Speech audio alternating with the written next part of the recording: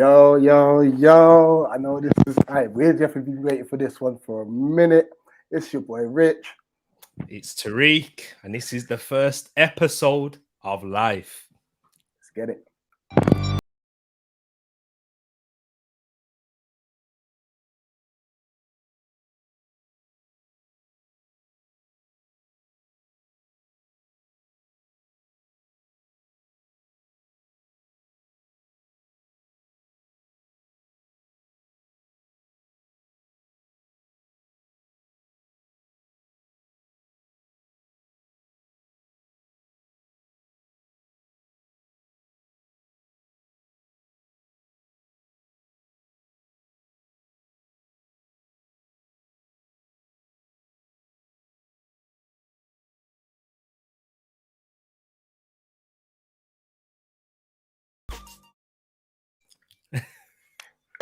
What's happening, people? This is life. And yeah, you know what? When did we say we came up with this concept? Yeah, how long ago? When was it? Before it was in 2021. It must have been it. Yeah, because it was definitely before. Was it November? Was it by my birthday time? Was it after Get Amped? One of the Get Amped shows. It must have been, yeah. I know it And was in 2021. we just spoke. It was like, listen, yeah. It was because we were like after the stream, we were just chatting away. We're like, raw, like man, don't really want to talk. People really want to talk. You know what I mean? Mm. And yeah, this is what it is. This is where it's come to. Welcome to life. First episode is childhood. So a bit more of context to this. Like, we're going to discuss our childhood and stuff. We feel there's a way of getting to know each other better. You guys getting to know us better as well. And then we'll open up the lines, and if anyone wants to come in and discuss their childhood and stuff, things that have gone good, which have gone wrong, it's just an open space to just chat, really, you know. So mad but excited about this. First things first, as soon as you come in, whether you're watching on Eagle Eye Football or TEREAK Talks, smash that like button. Subscribe to both channels as you do. And yeah, let's make a start. Let's make a start. Yeah, man. You know, as a younger man, I'm gonna give you the floor first. Cool, man. What would you say is the first thing that you can remember from your childhood? Remembering things from my childhood. Do you know what? You're talking about it's the big F word, family for me. So I'll let you know where I was born, people. I was born in Redditch. If you guys know where that is, it's Worcestershire. So it's a little county in England, you see. I was born there, Redditch. It's way out of the way, Cunch, as a lot of people would call it, if you're from like London or from one of the city areas. But yeah, I was born there. And that's the thing in a single parent household for me. Me, my mom, and my three sisters. I'm the youngest. I'm the baby, as they'd call me. You know, TCM is in here. Ed would have known as well for most of my life exactly how I am the baby. And the family has been the amazing thing for me. And with family, I know there's a lot of people within, you know, Jamaicans or Black people in general. When we have family, we have a lot of extended family involved. For me, that wasn't the case. It was literally just my mom and my three sisters for me. There was a time I was in primary school. My mom will tell you about this. She got absolutely mad, yeah, because it was Easter, was it Christmas? One of the holidays. I wrote to my parents in a card, and my mom was like, yo, I'm your one parent, what you doing? Like that's like, I'm your parent, your sisters aren't your parents. I was like, oh, but like that's how I have been like looked after and loved and cared for. And do you know what, that's been amazing for me, because we'll get into this as well in much deeper, but I've not had a relationship with my father, and it's not because like he's particularly a bad man or something like that. It's just that's just how it's been, and that's a decision that, you know, that he made, really. So yeah, I've had my family, my sisters, my mum, the four women all together, kind of be a massive part in raising me, which is why I have the utmost respect for women, and I do not like seeing any disrespect, and a massive part of my childhood, really. What about yourself, bro? If you're talking about you, the situation that you were born in. Where do I start? Yeah. Right. So, just to put a bit of context, I was actually born 12 weeks premature. Okay. I think 12 weeks premature. that's really yeah. So that's really, really early. And it's crazy because when I eventually tell you how like I may have treated my mum, you lot will be thinking, "Why on earth would you do that after everything she's been through and stuff like that?" But I'll give you like the reasons, context, and all that. But yeah, born 12 weeks premature. Like my mum was in and out of the hospital, and that, you know, obviously I was in an incubator for a long period of time. Where to the point my mum was like saying, "Listen, there was times where it was like touch and go and stuff." But there's one particular moment that really stuck out to me. There was a day where like I think the nurses said that like my breathing had kind of like slowed down and whatnot. So my mum was obviously rushing to the hospital to come check in on me and stuff. And in her rush, she actually, well, this is what she told me. I'm not saying I don't believe her, but she got run over on the way to the hospital and that. So yeah, it was crazy, like really, really crazy. So obviously, I mean, like I was before my mum flew out to Garden, she flew out to Garden on Tuesday. Like I was like, "Mum, do you have the pictures of like me, like, and then, like I thought it would be lovely to like show you lot and stuff." And when I get into my fatherhood aspect side, like there's a link there too as well. Like it's a crazy story when that comes out.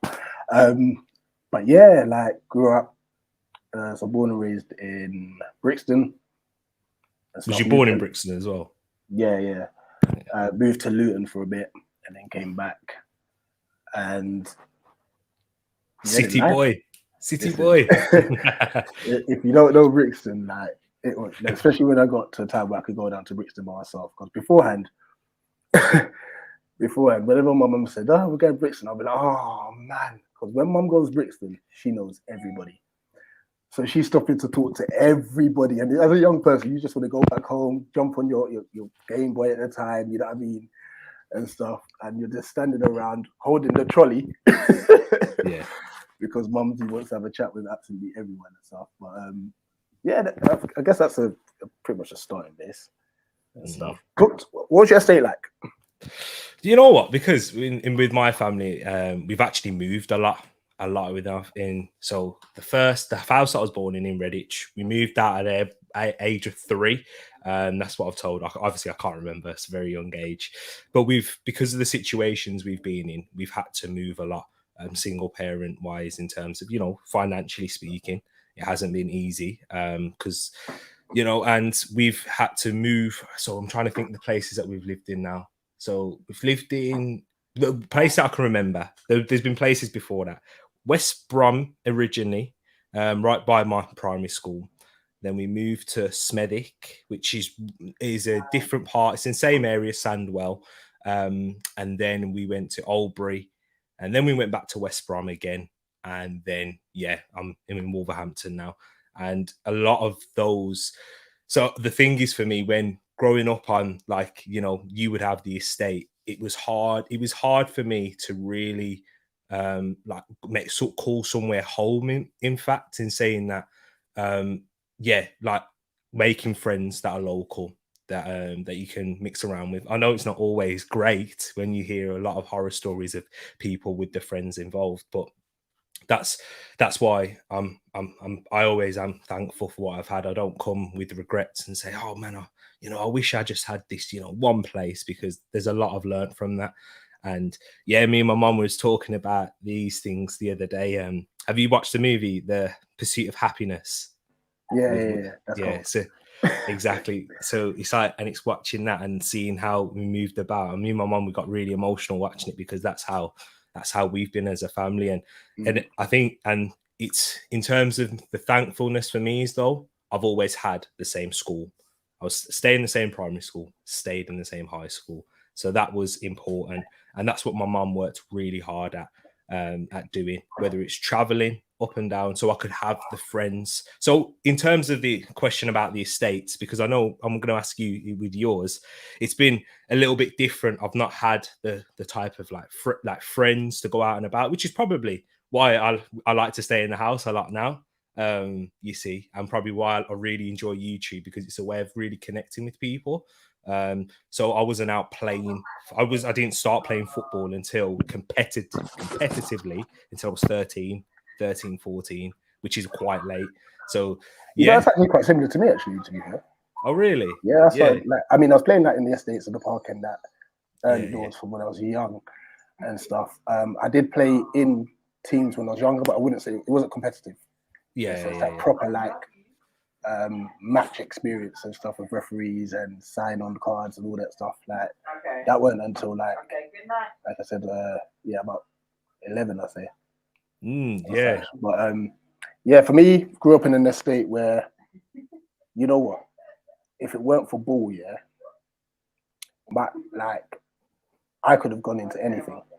And it's not because, listen, big up to Mumsy and to an extent to Pops, but like I'll talk more about Dad when it comes to it. Because obviously, just to put a bit of context, like Mum and Dad were together for a bit, and then things just went south. You know what I mean? And it kind of like I said, when I was saying earlier, like how I treated my mum, and I kind of blamed her for my dad leaving. Okay. At the time, but like I said, I'll get into that in more detail and stuff. Yeah. And like I became like a very rebellious son, like mad rebellious. But football was a very, very amazing outlet. Listen, if it weren't football, like so we got 66. If it weren't football, just play it 40-40. So many games like back in the day, you know, and we had a wicked estate, man. It was a really, really good estate, and absolutely loved it, to be fair. And like I said, my mum knew everyone. Like people would come round to mine and be like, not even to see if we were playing, not just to talk to my mum. Yeah. You know what I mean and stuff. And my mum's always kind of been like that level character. I see him said not down ginger. Listen, that one, yeah. It used to be mad. There'll be even times where we'll kick the ball over someone's garden and break their windows. All sorts, like it was mad, and we'll just leave the ball and just run. Do you know what? And when you talk about kicking the ball over the garden and that's what I was doing, because I used to spend a lot of time in the back garden and in the conservatory, because there is a big age gap a relatively big one between my sisters and myself. Like the twins, Ali and Kerry, they're the youngest, and Tisha's the eldest, and they were 11 or 12. It's an 11-year gap between myself. So you can imagine growing up, like, you know, it's different stages. So I had to learn how to play myself a lot in the back garden. You know, playing football, I had to use my imagination a lot, saying I was up against a wall. We'd have a small back garden. It's the final. Oh, I'm playing for Arsenal as a youth. I'm in primary school at these times, commentating. You ever done that yourself? Like commentated to yourself when kicking ball and that? Oh, all the time. All the time. Listen, all right. The best time to commentate when we play knockouts. Yeah. Knockouts was cold. I don't know if you called it knockouts when you were knockouts. Wembley, that's what we used to call it. Oh, Wembley, yeah. Wembley. Yeah, I think your sister's getting on to you now. No, shush about the games. That's why I never mentioned your sis. All right. Yo, people are gonna start working out the differences, though. You know. I know. I didn't mention sis. I didn't mention T. She's the eldest. Big up sis. I big up T. But yeah, where do we go from here? Do you want to talk about, like, in terms of the impact that the estates has had on you? Would you say that for your early stages? Yeah. What? Listen, like I said, if I didn't have football as an outlet, I could have been on the roads. No, but like, there is a significant moment that that I will never forget, and it kind of, I think that's what definitely helped shape my life. Like I said, I went for a stage, especially early teens, where I was quite rebellious. Like it was like, no one talk to me, sort of thing. I'll do what I want, sort of thing. And And you know, sometimes when you hear like your friends are just hanging out late and stuff like that. Yeah. So I was just like, I'm gonna go out late. I'm gonna hang out late. So I was just chilling with like some of the guys from the area, and they all knew me through ball. They all knew me through ball and stuff, and that was just chilling this time. But I didn't realize what they were doing. They were setting up a move the next day, and this move was a big move because it was with the Tulsa Hill Estate. Yes. So next day, I'm just chugging along, ignorant little me, just like, yo, I'm with them, like, oh, this tech and stuff. Literally, like, got to Tulsa Estate and stuff. And I was near the back in it because I was just thinking, what's going on here? I was just thinking they're just going to go, like, might be a little rushing thing and then just kind of keep it moving. But I can say, oh, I was there, innit? Yeah. And stuff. All I heard was, I was like, what? And everyone dust. I was like, yo. I was thinking, what on earth is going on? Like, so I didn't really realize there was a proper hit. You know what I mean? No idea if anyone got hurt or injured or anything like that. But all I knew is that it was like a planned robbery and stuff. Yeah. Like, managed to get obviously far away from the scene as possible, and I was just like, my heart was just like, because I'm now thinking, raw. Imagine if I was brazy and I started going right to the front, like with like anything could have happened and stuff. But my stupid self.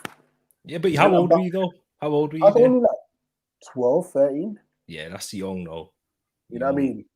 And my idiot self went to go and but they were seeing guys that night again, and they were like, and this is why I thought to myself, rah, if people like this can tell me that what they said to me here, then they must really care as much as they may be on the roads. They looked at me and goes, go back on. And I was thinking, huh? I'm like, bro, the way you kick ball, yeah, go home. This is not you. And stuff. And you know what? When I deep it, it's not me. Yeah, oh yeah. It's not. It's the road is not. Listen, like, don't get me wrong. If things happen, you can hold your own. But I am. Like, if you watch Top Boy, that's not me. That is not me. I'm a very quiet, little, humble. I like to think humble guy. Yeah. He does have a bit of a temper. You know what I mean? So, because I can hear that from my brothers and my mum and dad, and I'll just think, oh, whatever, it's family. But to hear it from Rogan and say, listen, you've got something special about you. Yeah.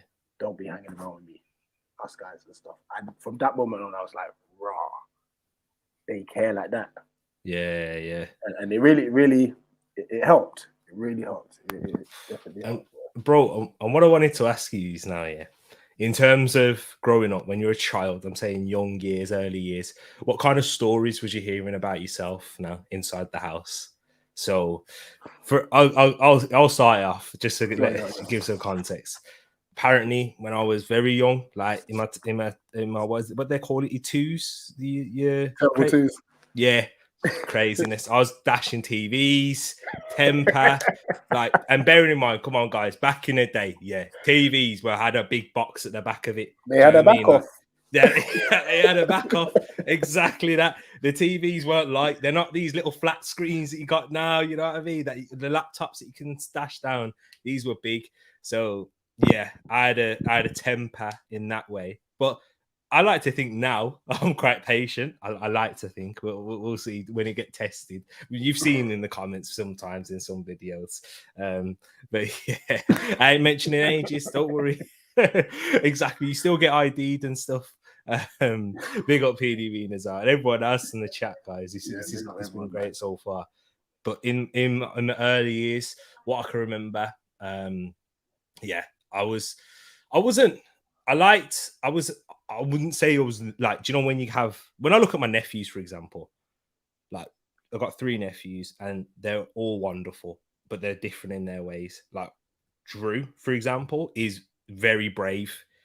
Jacob, very smart, intelligent, probably too smart. That's what Teach and Ed would say, with the chat back and that, you know what I mean? Like, and then Seth, who's he loves his thing. He loves his mommy as well. So I look at myself and I've got all these 3 traits a part of them. and I'm looking at it. That's what I was kind of like. You see, I don't know if you can see this here, or it's on this side. You can't really see it because the light. I got a little, I got a little scar here. Yeah, it's because of the light. You can't see it. I got a little scar. I fell out my walker. Blame my sister. She left the door open, fell flat on my face, and that was age of 2-ish. And 3 years old, I jumped over a fence. And these fences. Wait, you're blaming your sister for leaving the door open. Where was you going? No, I'm in a walker, bro. I'm in a walker, you know what I mean? Door's open. I'm going shops, isn't it? Yeah, exactly. I'm coming out of the house. But yeah, man, that's just how it was. Dashing TVs at that age, of course. Exactly. Big lad, you know. Exactly. TVs were built like Nicki Minaj, indeed. And we didn't have one of them new TVs, a flat screen, until I was living in my house previous to this one. So we used to have the big back off TV. Patient till it comes to Arsenal. Exactly that. But what about you? What was you like in the house? From what you're hearing family saying? Oh man, where do I even start? So basically, like, let me start with when I'm sleeping. Apparently my brother used to come and dash water on me because I would like wake them up. Yeah. But I never, like, I'd always knew that I'd water on me, and I was like, oh, what are you doing that for? Basically, what they were saying to me, yeah. And listen, I don't feel no way in sharing this. Listen, the balance is gonna fly. Apparently, I used to like kick my leg on the bed whilst I was sleeping. So I'm sleeping, I'm just kicking my leg like that constantly. Yeah. Like that. Just constantly kicking my leg on the bed. And it was just waking up everybody. They were just fidgeting bear and that. They were so annoyed and stuff. Yeah. So that was one thing. Like I said, my temper was mad. I think I had a fight with my sister, I had a fight with my younger brother. This was like probably like, this was probably secondary school time, so I did this. And I don't really want to delve into secondary school, that's going to be its own little segment, secondary school. But there was a time, and I remember it, but they always remind me like I was so annoyed with my older brother. So basically what happened is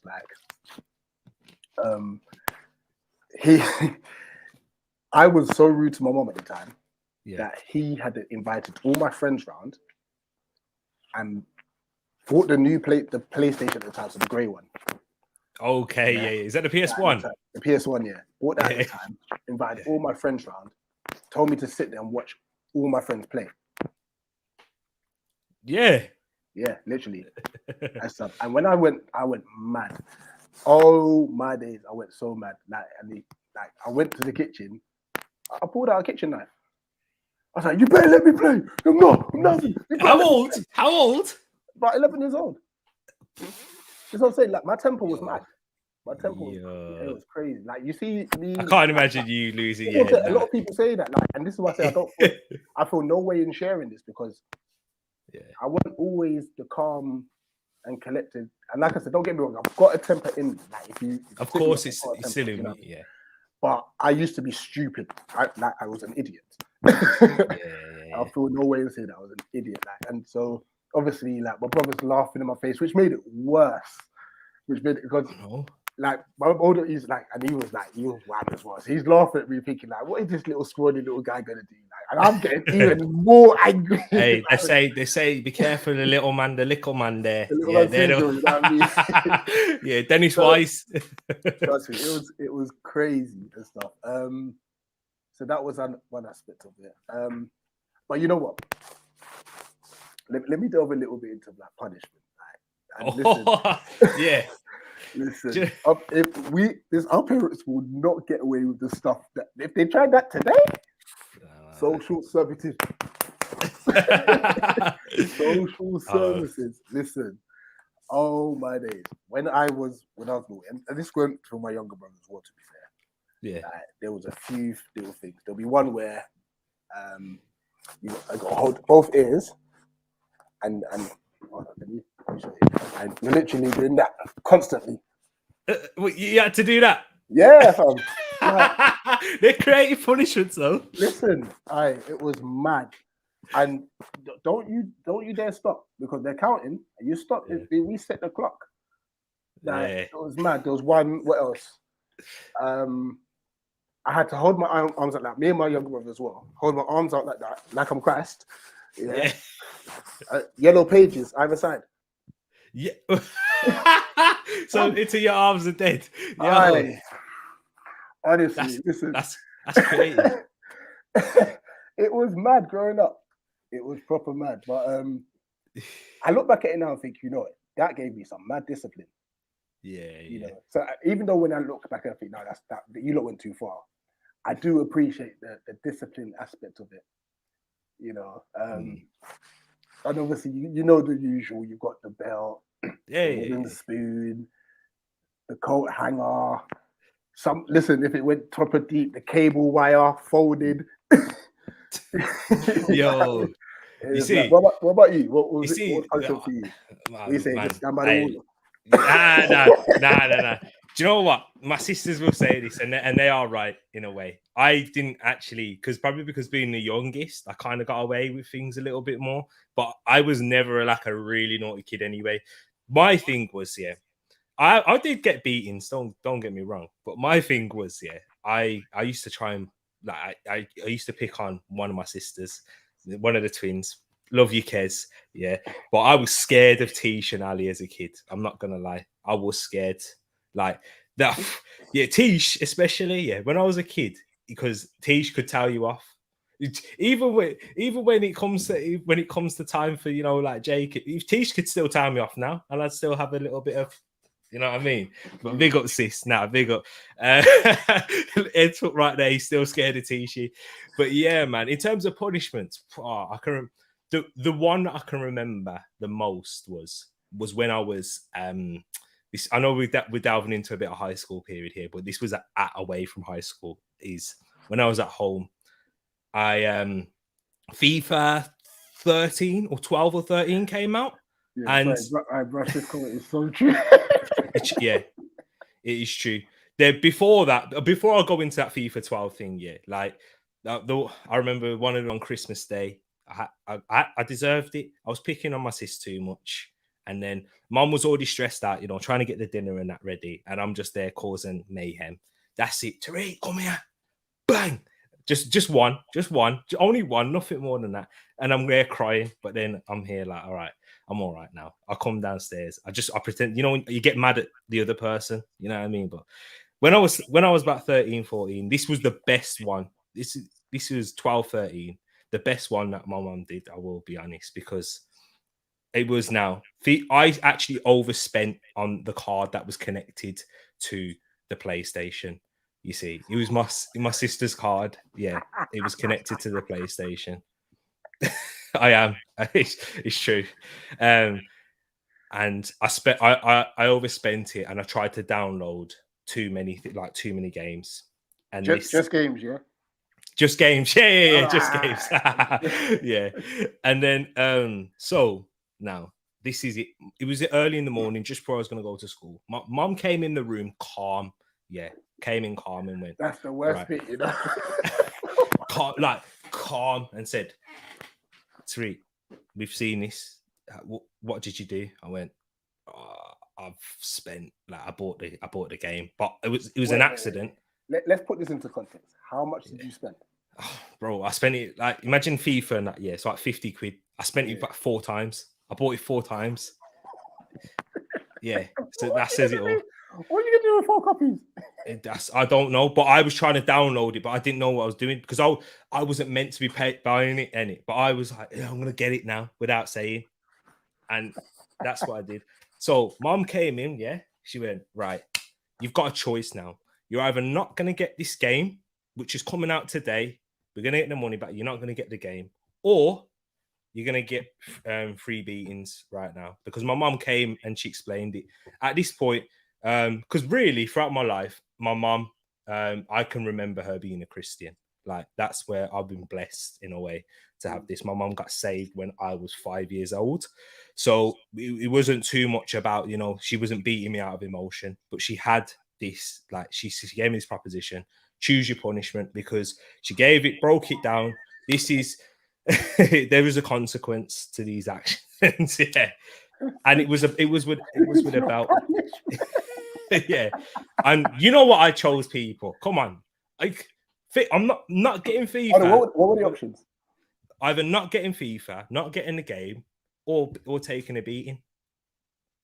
Yeah, you got to firm the beating in it. You got to hold it. You got to firm it. I firmed it. I went, Mum, I firmed this on. Yeah, and you know what? That kind of gave me, and I remember it, and I still remember it to this day very vividly, because I'm like, that right there taught me consequences. Because in life, when I was, because as I said, when I was younger, 200 exactly. This ain't even to do with like Ultimate Team coins, but in life, it taught me that right, every action comes a consequence. If you take this in and move further in life, and you know, if you go out with the people that you're not meant, if you do something you're not meant to do, if you are hanging around with the wrong type of crowd, and you know, you go, oh, forget this, I'm young, I'm free, I can get away with it. Even to this age now, I'm 23.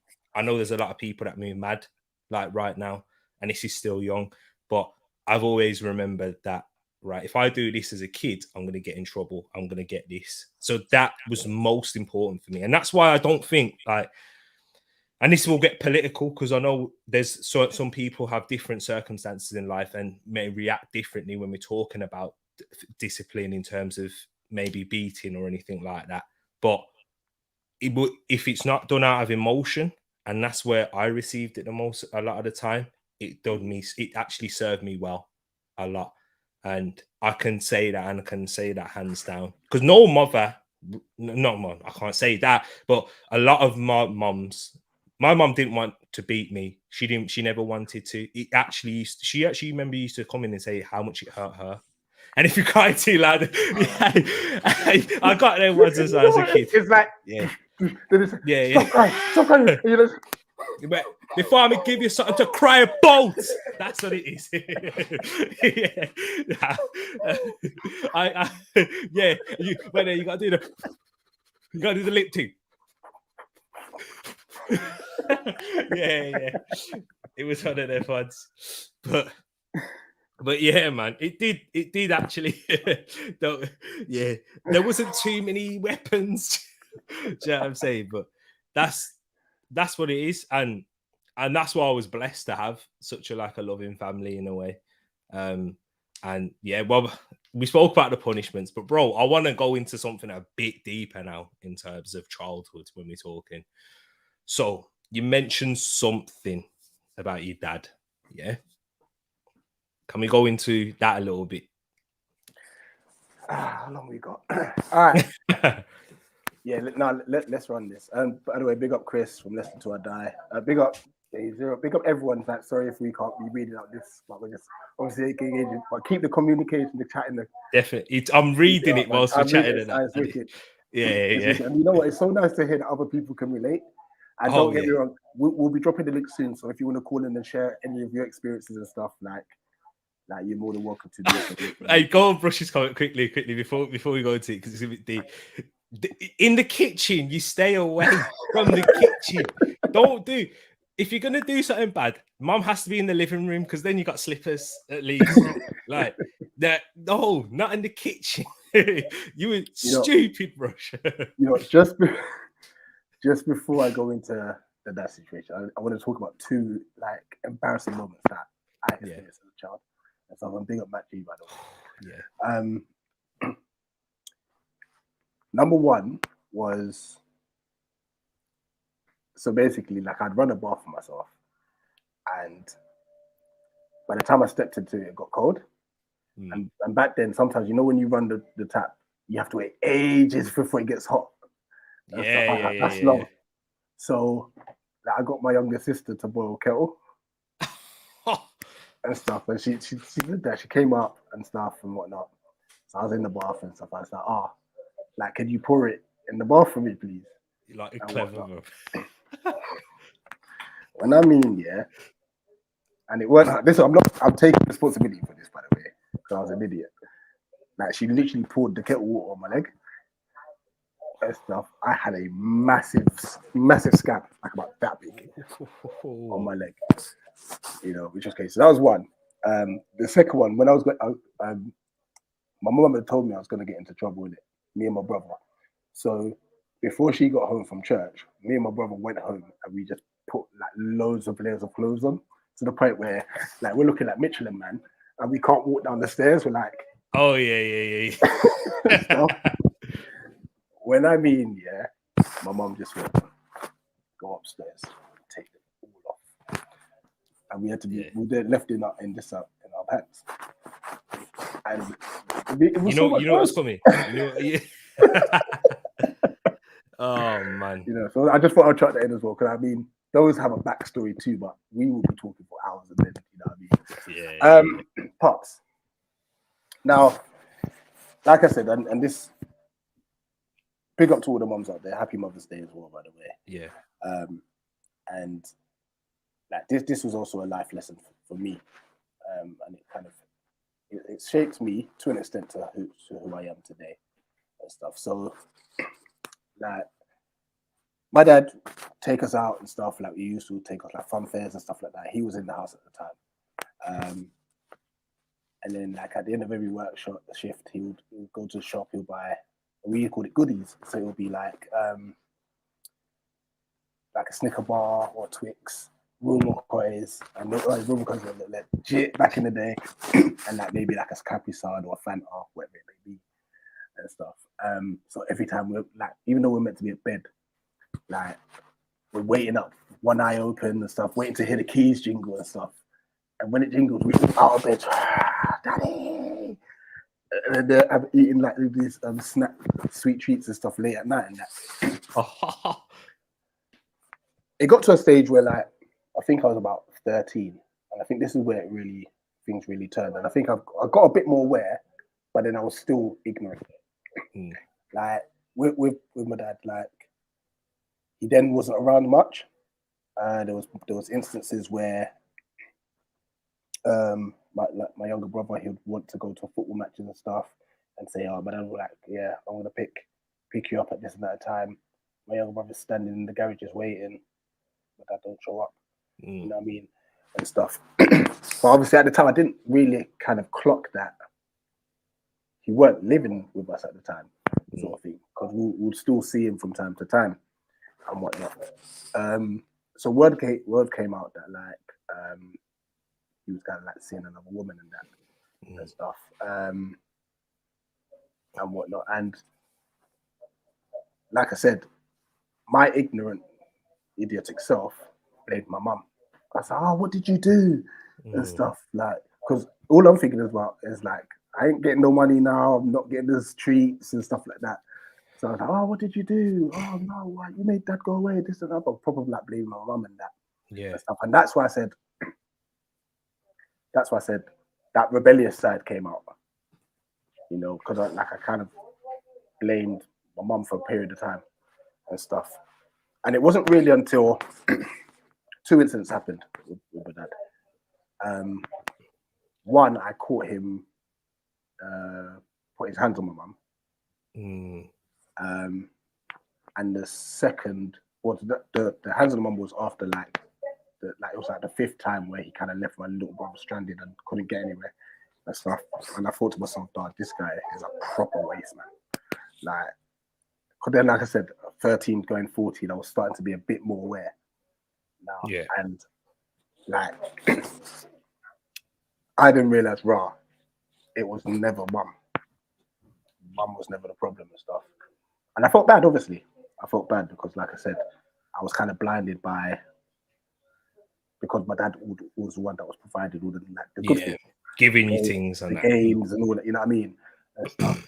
My mum, not so much. My mum gave me a choir robe. You know what I mean? Like, I'm forced us to be in the choir in the church. So I was just thinking, this is dead. You know what I mean? I'm young in like a proper like gown thing. I'm thinking, why am I in the choir for? I can't even sing. Neither can my mum. Like, and she was like choir leader and all that. You know what I mean? It was just all mad. And then, like I said, it was just that awareness. Like, my dad was just moving mad. Yeah. Like, when I saw him, what his dad and my mum, I switched, proper switched, and literally just pounced him. So, what are you doing? That's again, I'm a scrawny little guy. Yeah. But we had a temper though. We remember that. You know what I mean? Like, it was just all mad. Yeah. And stuff. So like, my dad was out my life for a good period of time and stuff like. But it was a case where the only time I'd contact him was for my younger siblings, just to make sure that. Because for me, I just thought like, listen, I'm 14 now. Like, I'll just fend for myself. I'm calm. You know what I mean? But for them, they needed my dad. He was the only one in the family that could drive. So little aspects, like whether it's going to like school events, whatever it may be, they needed my dad to be there and stuff. And yeah, like I said, time and time again, he was just letting them down, and that just angered me and stuff. So I kind of just closed myself off from him and whatnot. Then one time he then calls up and goes, come to the garage. He said, I want to talk to you. So we all go into the garage, like, and we sat in the car, and he was like, I've got someone on the phone for you. And we're like, what? It's like, it's my wife. And we're like, huh? Yeah. It's like, yeah, say hello.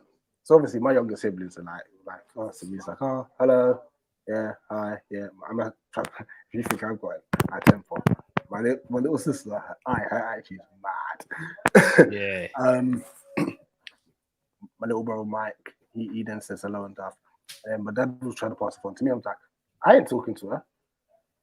It's like, what do you mean? Don't be rude. It's like, why am I gonna talk to her? Like, you go off to Ghana, get married. You think I'm just gonna accept this person into my life? Like, allow it. Like, I ain't talking to her. He's like, take the phone. I was like, all right, cool. You're gonna regret this. Don't ever call me. Don't ever talk to me. Like, here, have the phone back. Like, and whatnot. I just left the car. Went about my business and stuff.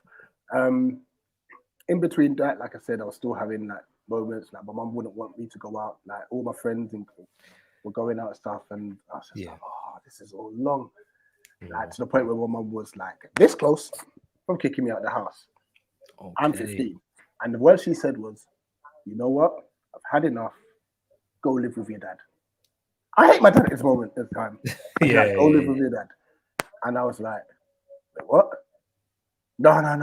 I'm sorry. Listen, when you come back from school, your clothes are going to be outside. Go and live with your dad. I have never cried like that in my life. Yeah. Literally, I'm sorry, mommy. No, do that to me, please. No, I'm sorry. No. Proper bawling. Yeah. You know what I mean? And stuff. I'm gonna speed this up because this story is long. Yeah. Such. So obviously my dad's now with his new wife. I don't care and stuff. I get a phone call one evening. I was at my mum's, and it's one of my aunties. She's like, "Oh, how are you doing? How's mum? How's dad? Just general chit chat." I said, "Yeah, auntie, everyone's fine. How's everyone on your end?" All good and stuff. Little that, I think the week later, my younger brother called me and goes, "You're Rich. Do you know Dad was in the hospital?" I was like, "Wait, what?" It's like, "Yeah, I just found out. Like, no, he had a stroke." Huh? He had a stroke. I was like, "Wait, how did you find out?" Like, mum just told me Auntie Aquia told her. I was like, "Wait, Auntie Aquia spoke to me last week. When did he have the stroke? About 2 weeks ago." So wait, she called the house and didn't mention anything. I was like, "Nah, that's mad." All right, 1 second. I call my dad. "Yo, what's this about you being in hospital with a stroke?" I was like, "Oh, I didn't want to upset you guys. I didn't want you to know." I was like, "But what if you had died?" "Oh, I didn't want you guys to worry." But what can we worry about if you were dead? That's mad. I was like, hold on. Furthermore, did your wife know? Yeah, she came to visit me in the hospital and stuff like this. So you felt that separation. So you kind of felt like we weren't important anymore. Literally, in that moment. I was like, wait, so she knew and she didn't say anything either. All right, say less.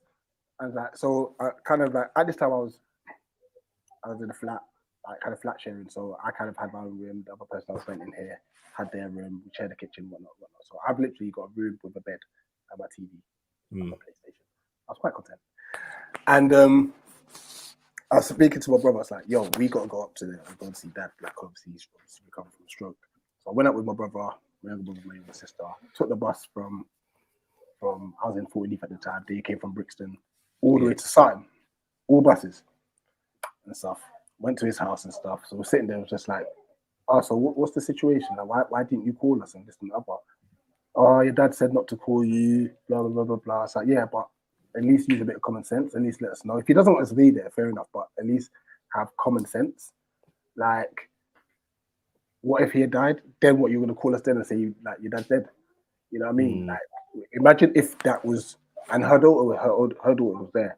I was like, all right, let me put this to you. Imagine your mum was ill and no one told you. Well, how would you feel? And she was like, I'll be sad, but this is not about me. I was like, don't bring the attitude. Like, don't go there. I'm now starting to get vexed. The old me is starting to piece back here and stuff. And then there's one thing that my dad's wife at the time said, and honestly, and I'm not an advocate for hating women and stuff, but she would have held one. She goes,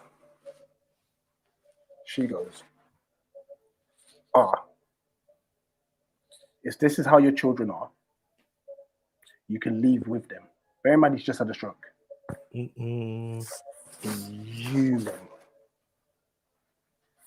Fuming. I was so angry.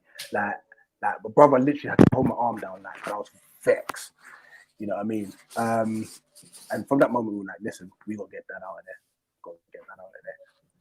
This will tie in a bit more to my faith, because the whole forgiveness side of it. And we'll delve into that when we talk about faith and whatnot. It ended up where, like, I got my dad out of there. I said, Dad, you have to come out of there. And he ended up staying in my room. I remember I've only got one double bed and a TV in there. So literally, I'm shared for about 8 months. I'm sharing a bed with my dad, going to work, coming home, making sure that there's food for him. You know what I mean? Like, it was mad time. So, like, the relationship's good now, but then it was peak. Sorry, and I know that's a long one. No, that's all right. No, it's interesting to hear, because for someone that's had has had their dad's involvement in their life, and it's interesting to hear, because I've always thought this, because in terms of my dad, I've not had the involvement from my dad in my life. I can count on one hand how many times I've seen him, and that's how much it has been. And it's nothing to do, with my dad being like a bad man or anything like that, or anything like that. It's just I've just not had that relationship. My mom's told me this when she had to make the decision of having me. She said she knew that she was going to do this by herself, just because of the lifestyle around my dad at that time. DJ, he's big name in the DJ world. A lot of people, like reggae music, you name it, massive. But with that lifestyle, and he's got a lot of children, so I've got a lot of brothers and sisters, which is hard to say because I don't have a relationship with them, so it's hard to really say that they are that to me. Whereas when I look at my sisters I got now, the 3 sisters I have is extremely close. So to even try to say that they are, they are the same as them, because technically my sisters are my half sisters, which I'd never say. Like, it feels horrible to even say that out of my mouth because of how close we are. We feel like blood, everything, we share everything, because that's how much of a wonderful job my mum has done. And that's where I'm going to talk into it about fatherhood. And I think it's on the perfect day, because it is Mother's Day here in the UK, if you guys don't know. And my mum, she was my mother and my father for a big period. Right. I know you said that obviously you grew up with your sisters. Would you say not really having a father? How do you feel that shaped you growing up? And this is something that I've said, and I've said this to my mum because, as you can probably imagine, I know there's some people with single parent households in here as well, and it's kind of hard for mums to understand, because my mum's always had this like question: has it? Do you wish you had your dad in your life? And I've got no hate or nothing, no anger towards him, but no, I'm happy, because the influence he would have had could have, with his lifestyle and everything around him, could have had a negative impact on who I am today. And basically, whilst I was in my childhood, I actually got saved at the age of 8. So I was 5 years old when my mum got saved, when Christ found her. And I was going to church. I had no idea anything like that. I didn't, like a lot of people, like you don't have a clue. You're there, you know what church is, you know what you're doing, but you didn't have a clue. And until the sister that I used to bully, my elder sister, I asked her, I said, what's this really about? Like, and then she told me this is what Jesus did. He died on the cross for our sins, and he is the Father. And when talking about fatherhood, that has been my father throughout my life, and is still to this day. And that's why I have no anger, no looking at my dad. Yeah. You left me. You did that. Because at a very young age, I realized I had my mom and my sisters, and they're the ones who gave me the love and care. My mom had to be a father for me to give me that discipline in my life, and she did an amazing job. And if I'm going to be honest now and talk about the impact that not having a father in my life has, I'm still learning how to become like a man in a way. So I wouldn't have had, how you said you had your dad taking you to football. That was Ed. When Ed came into my life, he was the one who started doing that. So that's why I started football late. That's why I started football, because my mom couldn't do that. Like, she had other things, on a Sunday, I couldn't be playing football on a Sunday before church, because that's when the games would kick off, 10 o'clock. And that was something that I accepted as well. And I made that decision, because how many times I used to get a knock on the door from the manager. Come, TEREAK, like, I'll take you to football. Don't worry. Like, I can take him.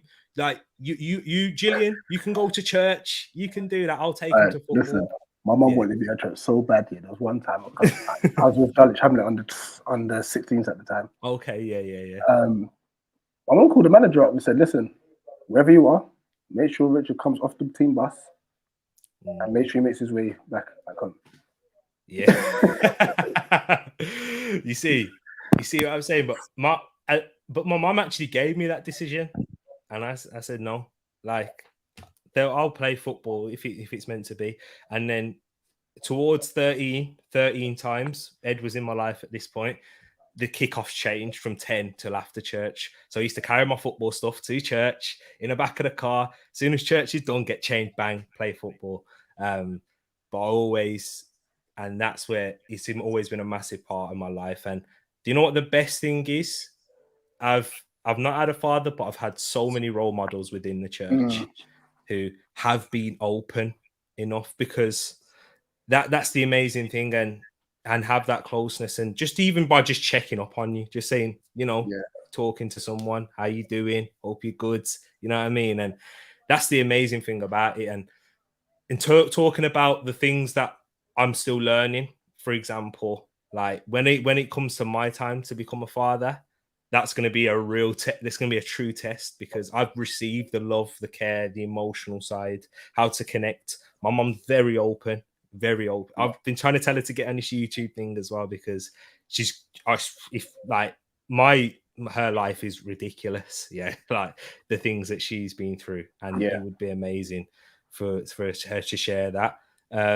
So yeah, man, I've been so blessed and honored to have such a loving family. I don't have no regrets about not having my father and my having an involvement.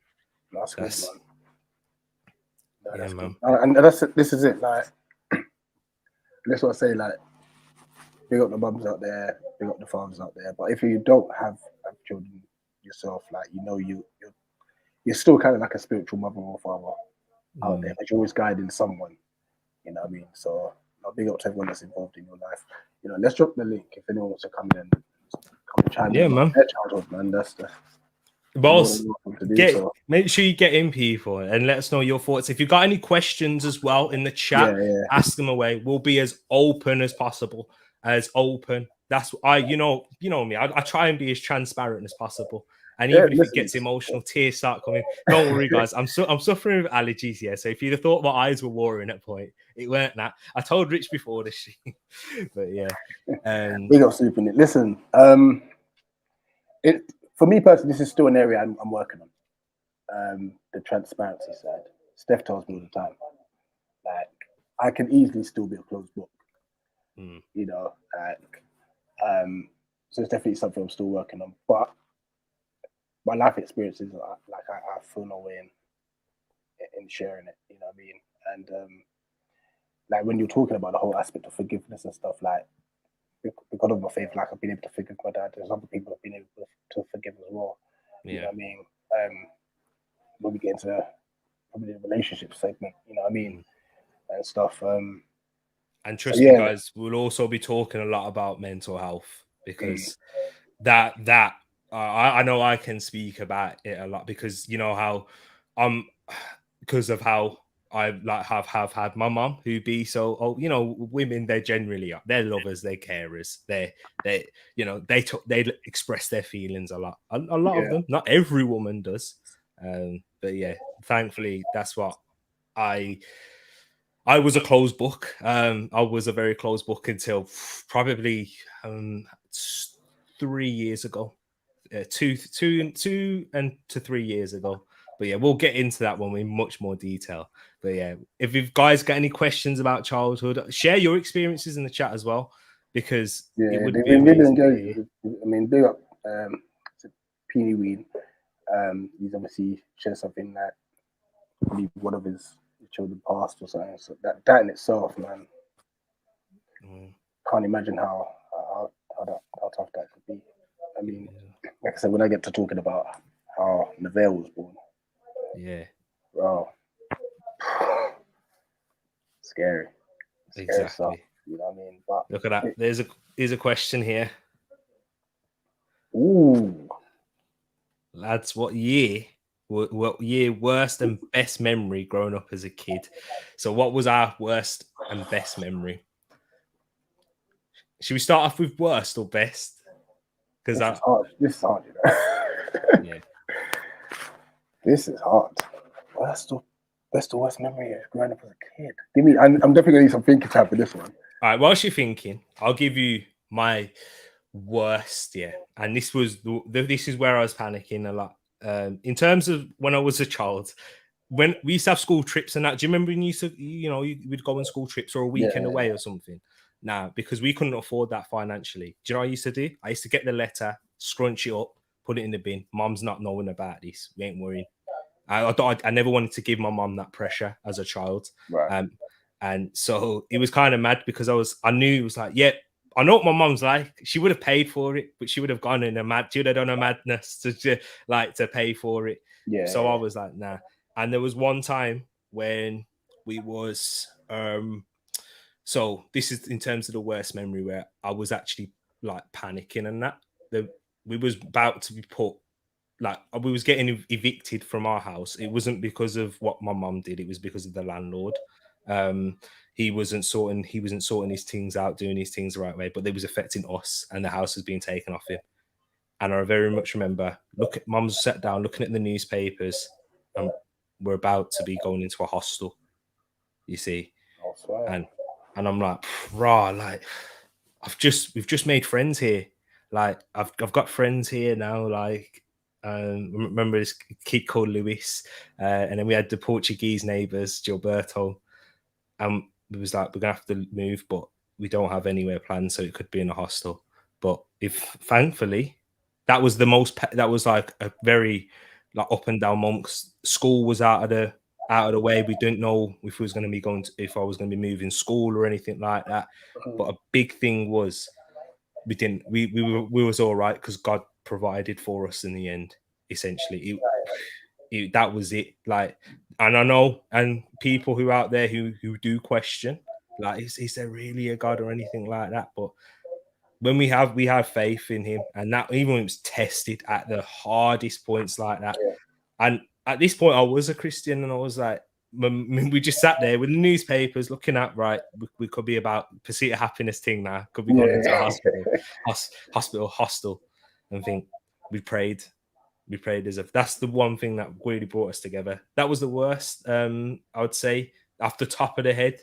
And best, have you got your worst? Have you thought of a worst before? Best? It's hard to say worse, but there was an experience that I thought I witnessed someone dying in front of me. So I used to walk to school, like primary school, with my younger siblings, and also two sisters that lived in our estate as well. We went to the same primary school, and yeah, we were crossing the road and stuff, but she just crossed at the wrong time, and literally all you heard, was, and I would say she travelled 15 yards, Yeah. and I'm in year 5, so I'm what, 10?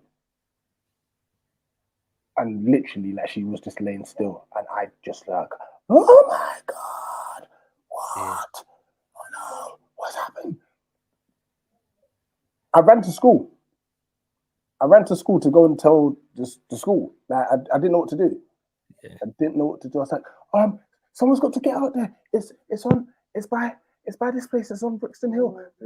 Like, it was crazy. Like, and I was at school, like proper panic. Like, I was like, and stuff, not knowing, like, and whether or not, like, is she alive, is she not, and stuff. And they eventually, like, they passed it, said like that she's okay, she's been tended to by like emergency services and stuff like that. It's just like raw. That's just crossing the road. You know what I mean? Obviously, what I shared earlier about like the robbery and that definitely goes in there too. Best memory, just having a mad time with my siblings. Yeah. You know, my siblings are, hey, they're banter. Nah, and even to now, like, it's crazy. Yeah. The banter's mad and stuff. So that's my best. My siblings are, growing up with them. It was wicked, man. Best memory and we got for some me. people in the back of the room. Oh yeah, definitely, man. We'll get them through. But my best memory, certainly my birthdays. Like, I felt I really like birthdays that I had. You know, in that photo where you saw Ed and then and my best friend at the time in primary school. Like, we used to have so much. My thing, and I'm so like this today, it's just, man, I'm a simple man. Literally, guys, simple. I just want my family. That's all I want, is to spend time with them, because that was the best for me, when I have all my family in one place, in one room, whether it's at a restaurant, in the house. That's where we're all having fun, like laughing, you know, making jokes. That's all I want now, because I will know there will be a time where we'll have our own families, and people will pass, because we're only here for a short period of time on this earth. So that's it. Birthdays for me. I know it. I know it doesn't sound like, wow, you know, amazing, but as a young kid, it's a big deal, you know. It really is. Yeah. All right, big up, Brush. We're gonna come to you in a sec. You're just saying here that after this makes me feel so much more blessed. I grew up with both parents and still have them together now. Feels like I may have taken them for granted. You know. Thanks for being open about that, you know, JC.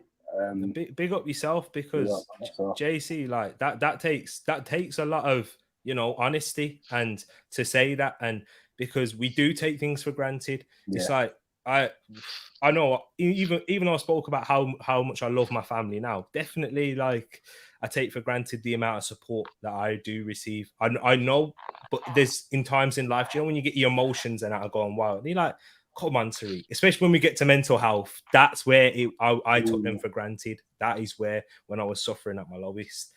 But yeah, Rush, I'm going to bring you right into this question, by the way. Yo, big up you guys, man. Great show.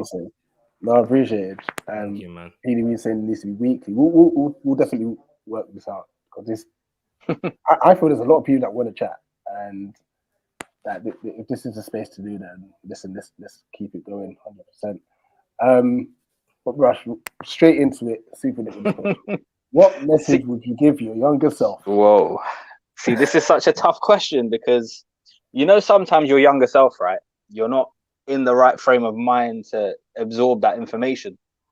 So if I was to speak to my younger self, it will probably fall on deaf ears still, I'm not going to lie. Nah, I hear what you're saying. like 17-year-old Brush ain't ready to, like, hear these home truths and that. You know? I hear that, bro. But yeah, no, it's interesting though, man. I think, honestly, if I could, I think, yeah. Aside from to invest in Bitcoin,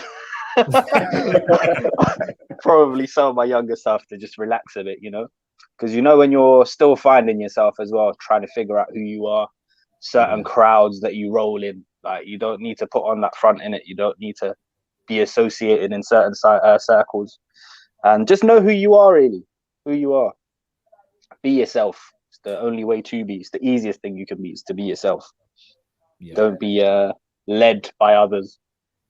I think everyone, especially teenagers as well, you go through a phase of where you're influenced by others.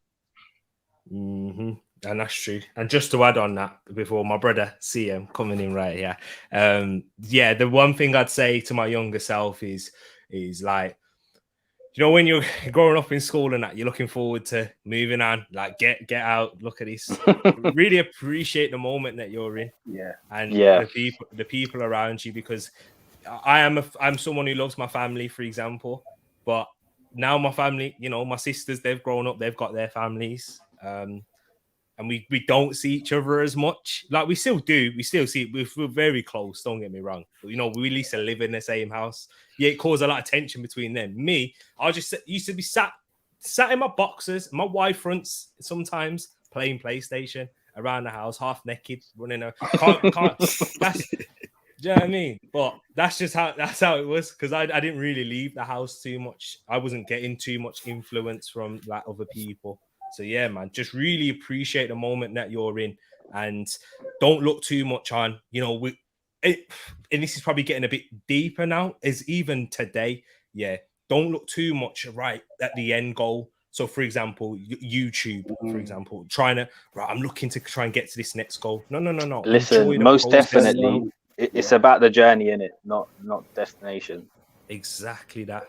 Really do appreciate it. Because honestly, I think that's one thing I've learned in life as well, man. Like, honestly, I don't know where the hell time goes, bro. Like the last 15 years I honestly, I feel like I've teleported. Like my niece is doing her GCSEs this year, and I remember carrying her around. I just look at her sometimes, I'm like, rah. This is mad. That's gonna happen to me soon with my nephews. You know what I mean? I don't say that. Told my younger me.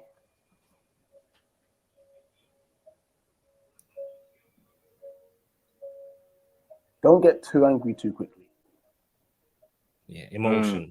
I was just there. That was my go-to. But the thing is, though, Rich, like some of the stuff you guys touched on as well, you know, it's our upbringing in it, and the things we were dealing with at the time, and not being able to comprehend some of those things at that age. So you know, it manifests itself that way in those quick rages and that. Yeah, and this is it. Honestly, this is why the whole aspect of faith, when it comes into it, it shaped me like massively. 100. Without the Lord, like I'm not here where I'm at today. I'm nothing. 100%.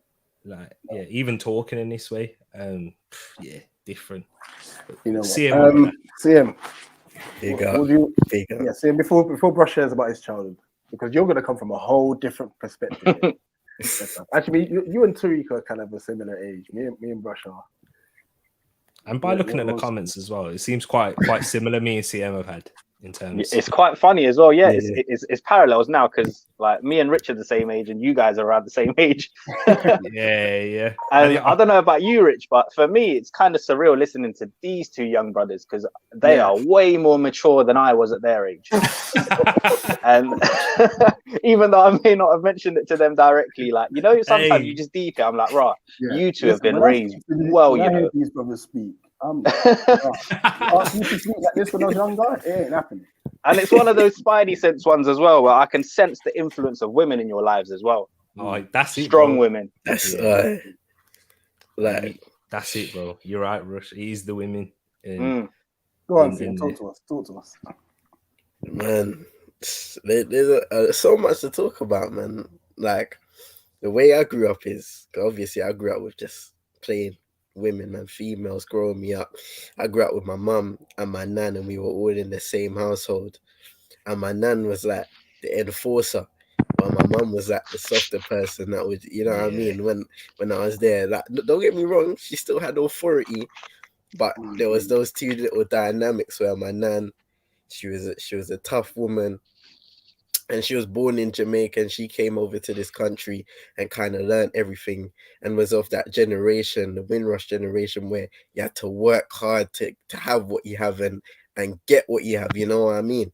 And in her own way, my nan speaking, she had a tough upbringing, and then her life as a way was very tough because she had to do and deal with certain things that she didn't have to.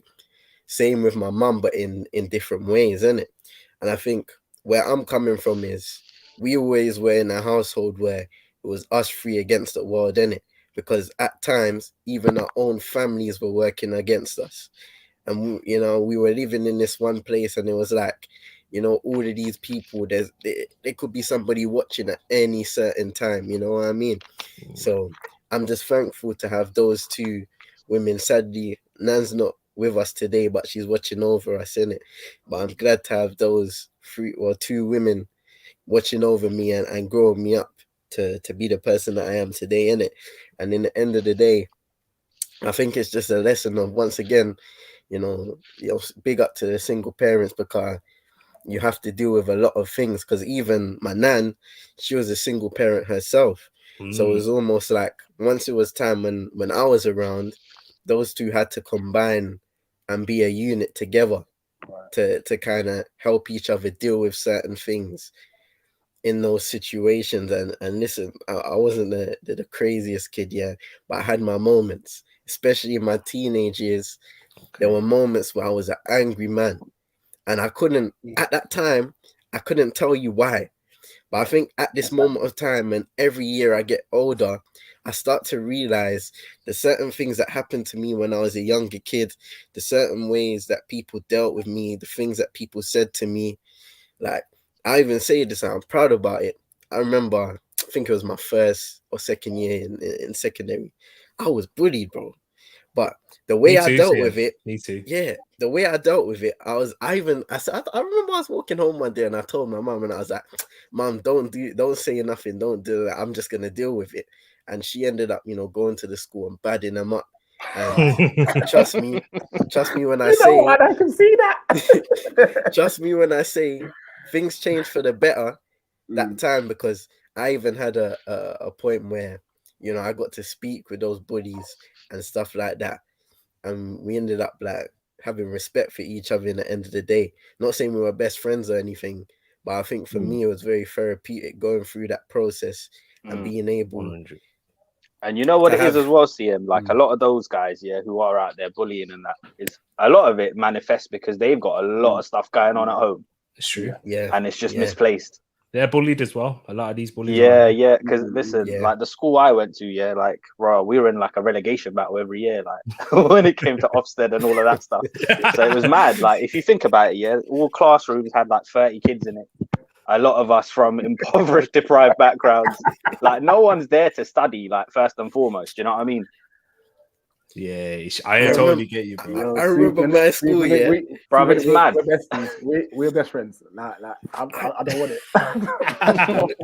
You know, when Brush said Ofsted, it made me laugh, because I remember every single year, yeah, our school, we'd have the worst behaving people.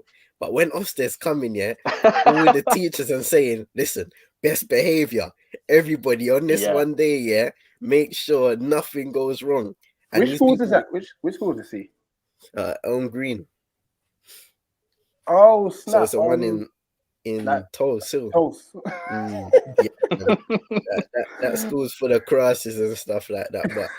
But man, is Rich, you probably know where I went to school, bro. It was Celeste. Shut up. Yeah. So it was between Celeste and Stanley Tech. We were the relegation fodder. Oh my gosh, Stanley Tech. Because I went to St. Joseph's. Oh, okay. Yeah, no, those two, man. What? Yeah, because I remember at one point our school was in special measures. Listen, I went Stanley Tech. We had beef with them. Them BTG, St. Mary's. Yes.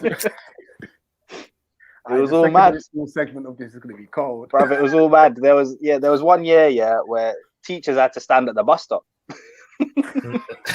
Yo, that's mad. They had to regulate how many people were getting on the bus and making sure other schools weren't there, and that it was all mad. Yeah, our secondary school changed the times we finished so that we didn't we avoided meeting other schools. I remember they had this similar thing for St. Joseph's. 'Cause I went to St. Joseph's in sixth form. You went to Harris Upload and BTG. Hey. You're one of the pagans. Hey. You're not.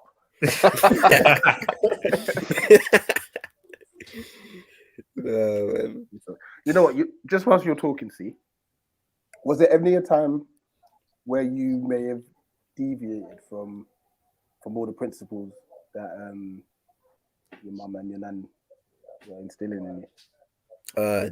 Definitely. And I go back to the times where I say, like, when I was a teenager, there'd be certain moments where, like, I'd get angry at my mum sometimes, or just anything around me in my environment. I was speaking to my mum the other day, and I was telling her about a time where I just get angry for no reason at the stupidest of things.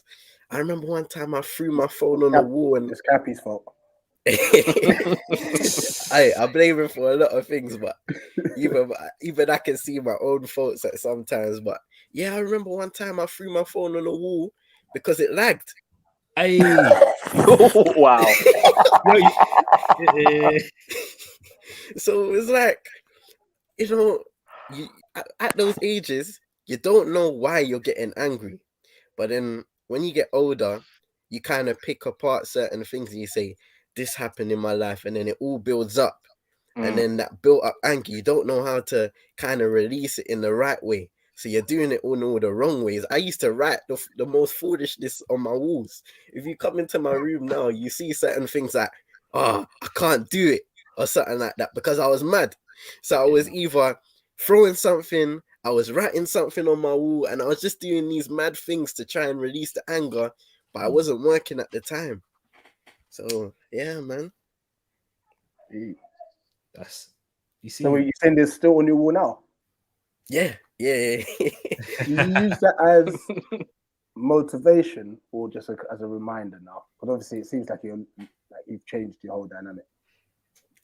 I think it's almost a bit of motivation, but it's also me being able to teach myself as well, because like I said, with me getting older, I've kind of realized why I used to get angry at certain things. As stupid as it sounds, you kind of realize why you reacted in certain ways when you was younger.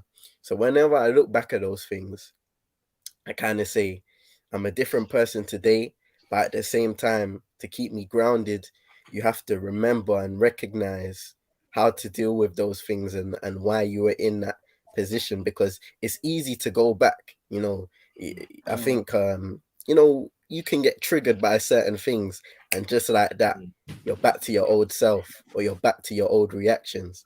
So for me, it's just like keeping grounded, learning all the time, and just that's the key right there, CM. Mm. I think that's what everyone needs to understand, that you're never too old to learn. Like it's a never-ending process. Yeah. And that's what I've noticed, especially as time has gone on. Like when I think back to certain ages when I thought I was mature, like 5 years on, you learn something new. 5 years after that, you learn something different. You're like, I'm not as mature as I thought I was. 100%. I totally agree with that. And that's what happened. We'll get into this as well in more detail. So make sure you do hit that notification bell, people. Yes. That's where I thought when I was going into uni as well, I thought I knew everything. You know what I mean? Like I thought, yeah, man, like I know what I'm doing. I know what I want to do, when in reality I had no idea. But yeah, I think I know what I want to do. I know where I'm gonna go. No one can tell me like anything. Yeah, I've got this. I know what's gonna happen. Boom. That was where reality hit, though. Do you know what I mean? And that's where, okay, I don't have mum. I don't have my family. I was living with my sister also at uni. My sisters, because I was one house in 1 year and then the next. But when you're out of there, you're making decisions now like a big man. Like wait, a whole megaphone ball. Raw. Same thing with mine. Same.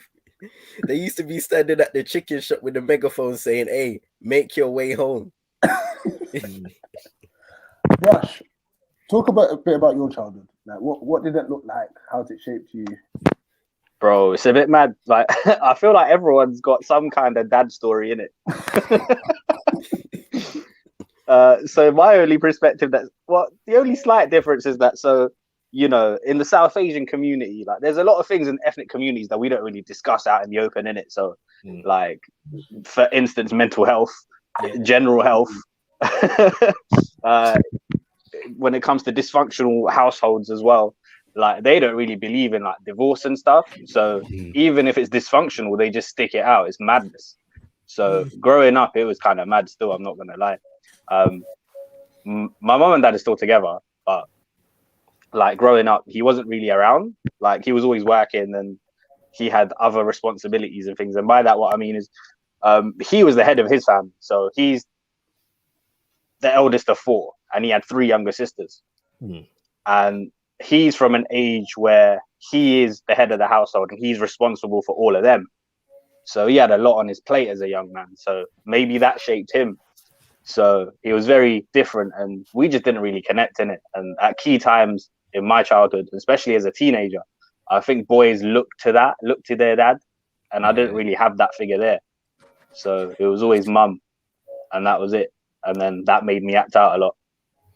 I think what you also add into that, Brush, is because your dad was involved, but he weren't there in a way. Yeah. Do you think that was added to it as well in terms of you acting out? Because do you think it would have been better if you didn't have him? It's one of those mad ones, bro. Because it used to piss me off in it, because it was always like, I can understand that you're working hard on that, but he always managed to find time for other things in it. And it was a thing where I was like, all right, so you can't find 5 minutes to come jam with me, Totally. But you got time to, you know, cut work short and go run around and do X, Y, and Z. And that kind of built up some anger as well. Bro, listen, this kind of stuff, it doesn't go away, innit? It stays with you, even as a grown-ass man. So this is one of those things that you kind of just constantly deal with. Like, even now, it's stuff that I'm dealing with, and I'm starting to let go slowly, innit? And also time as well, and it makes you realize how short life is. It affects me a different way now when I put on the news and I hear about random people that I don't even know past, and I think, rah, this person's younger than my dad. So then I think, you know what, I'm actually in a privileged position to even be mad at my dad, because a lot of people don't have that option in it because they're just not here. So then you think, rah, why am I holding on to all this for? So, you know, but it's one of those, man. Like earlier this year, we had a little good moment. He's in India at the moment. He went there a couple of months ago, but it was like the first time in life actually that I hugged him properly. Like it was, it was a moment. Like I don't think he was expecting it either. So yeah, and my mom was looking on and she got a bit emotional as well. It was all mad. But yeah, and usually I start the year off in a bit of a reflective mood when it comes to that sort of thing as well. So this is going to sound a bit weird, but when I was growing up, The Fresh Prince of Bel-Air was my favorite show, and Uncle Phil was my TV dad. I get you. So like that, literally, that was my dad to me. Like I just used to watch Fresh Prince.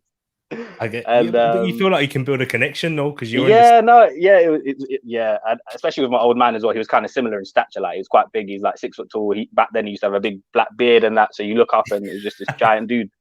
Like you got. I'm guessing you get the beard from him, then, yeah. Yeah. Although now he doesn't look half as threatening. He's gone all grey now, so he's more Santa Claus now. But yeah, so at the start of the year, I always start off a bit reflective because shout out to the late great James Avery. He passed away in 2014 on December 31st. So usually at the start of the year, that's always on my mind, and that was kind of on my mind as well when it led to the hug with my dad, because it was like the first week of Jam that he flew out and that, and I made sure to go see him. And yeah, like it's one of those, isn't it? Like we don't really talk, you know. I've got an older sister. She's 7 years older than me. They've got a better relationship than I have, but I kind of talk to him via her, if that makes sense. Yeah, I understand, bro. Wow. Do you feel that your relationship might get better since that embrace? I mean, I can sense that, like, that hug meant something to him as well, like, because he's been trying. Yeah, like it's mad awkward though, because we don't really chat like that, innit? And I can tell it's awkward, but he's made an effort and stuff. Even if it's just a good morning text and that, he's like made an effort, and we've been trying to do that back and forth. It's kind of mad to discuss this in your 30s, but you know, this is the kind of journey you go on, and hopefully some of this can help some of you younger guys as well. Wait, you're 30?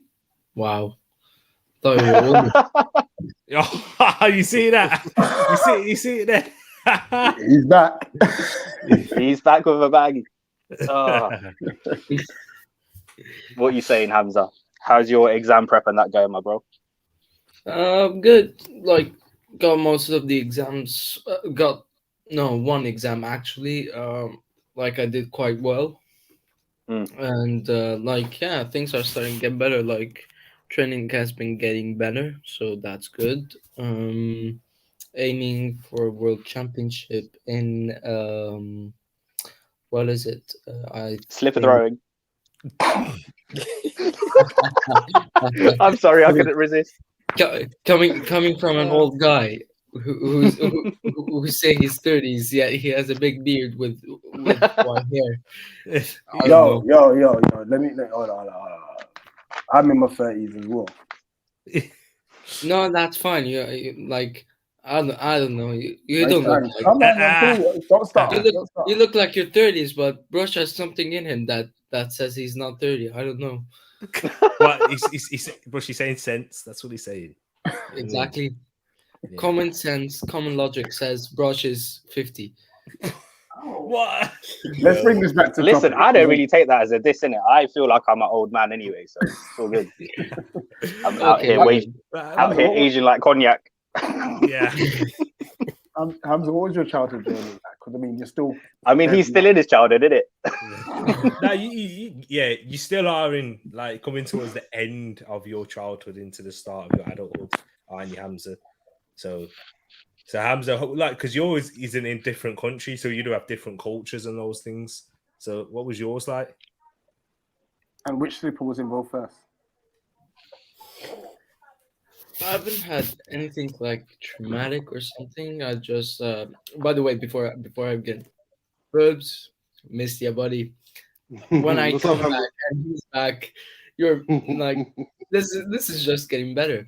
Anyway, so yeah, so I haven't had something like that dramatic or anything dramatic. Like, I've lived a bit like a tough life where like I used to like live in Syria. So um like I was there for 6 years, and then like the war started, and I was lucky enough to get away because like the rocket, like after 2 months we left the place where we lived, just got hit with the rocket. So Wow. we thank God for that. Anyway, so we came here. Am I? I'm I'm here, right? Yeah. So Yeah. so I went to Egypt.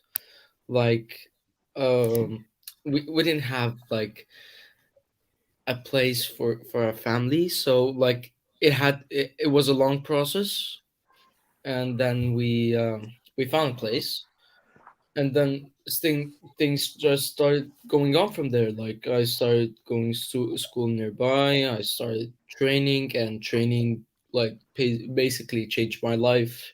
Like, imagine like I was without an aim, without nothing, and like suddenly I'm trying to compete for world championships. Like, I went there because I wanted to get thinner, and not to win medals. Like, so like till now everything, like like we're not that, like we're not living how do you say, we're not living an easy life. It's like a bit hard because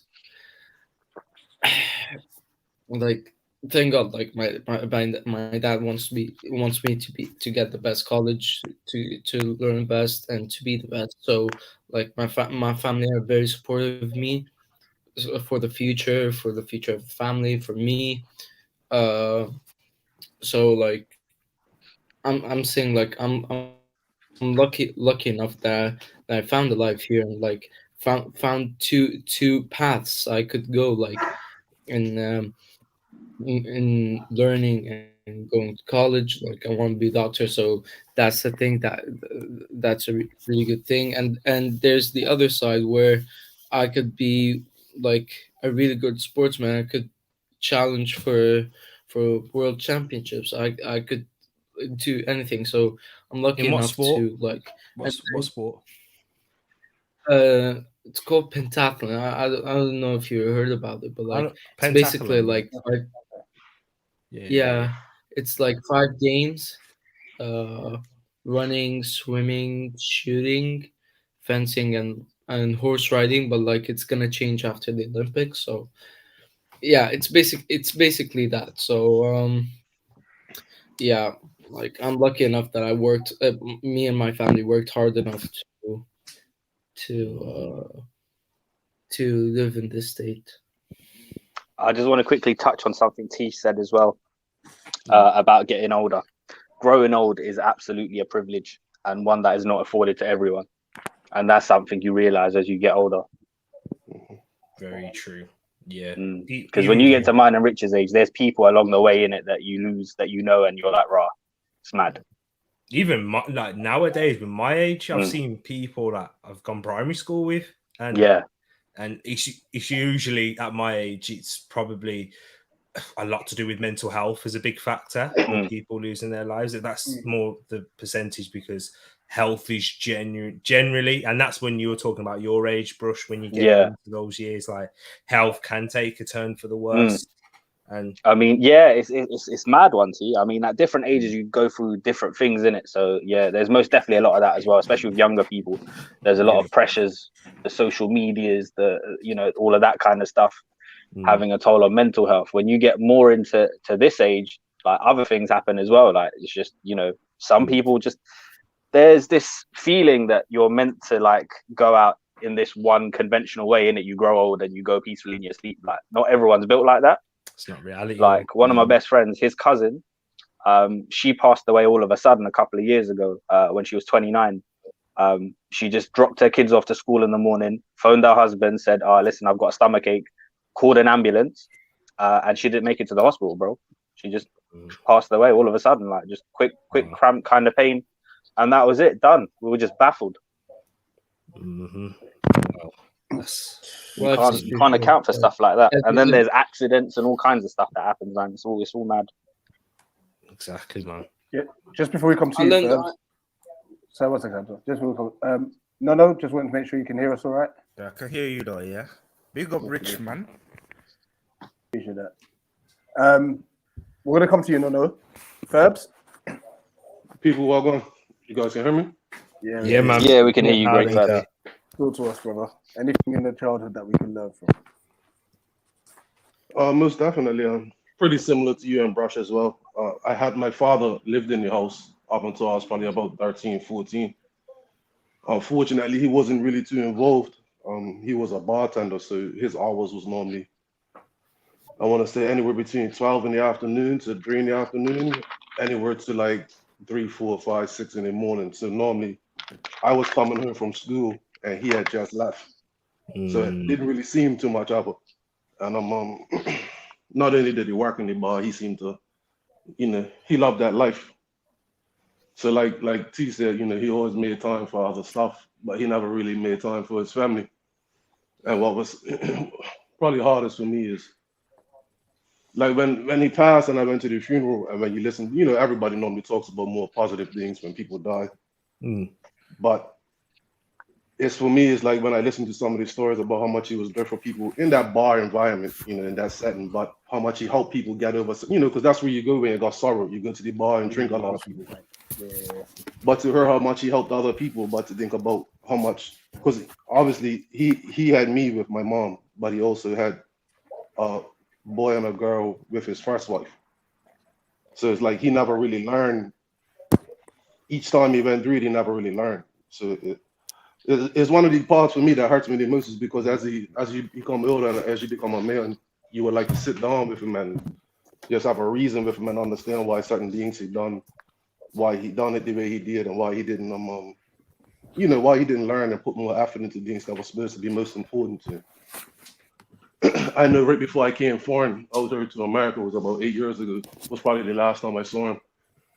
It's probably the most, I guess, deepest conversation where it wasn't like alcohol involved, or weren't him like waking me up 5 o'clock in the morning to like take out the trash or do dishes or something like that during a drunken rage, or putting his hands on mom's. It's crazy. Mm-hmm. Yeah, it's crazy. And with Ferbs, like you saw it, and because I'll be honest, yeah, my mom was a victim of domestic abuse.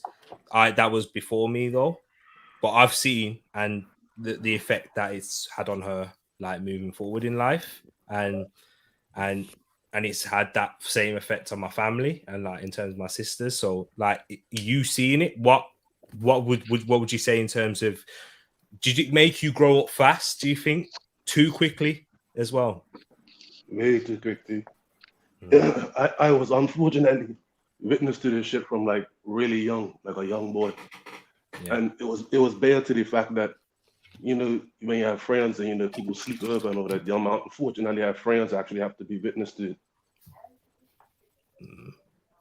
And then, you know, you have to go to school and, you know, you have to act like everything in school and normal, but you know, the way you described it is 100% perfect.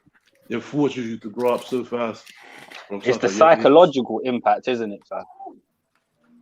I've got friends where they've got like the same pathways as you. Like they were just like brilliant students, like smart, intelligent. They they get A's, stuff like that. But when like I've got a friend where like their father had a massive fight with their family, and like that impacted the entire family. And then all of a sudden, this person who was kind to everybody, nice, intelligent, like disappeared. Like just became aggressive, like going out with wrong people, like not studying. Like this can actually affect, depending on the person and how strong person is. This is gonna have a massive impact. Like even on the strong person, like he'll always, when he moves on the right path, he will always feel sad about what's happening with You know what's that. bad about it though, Sad. right? Is my old man was like probably like top 3, top 4 in the island for football. Like one Really? of the best ballers, yeah. Club international player for he's played all around the world for Bermuda with the international team and all that. When they qualify for games back in the day. Like and when I stop and think about it, and I can't even tell you that time, it's actually, you know, took me out in the yard, show me how to kick the ball, pass it, ride bike.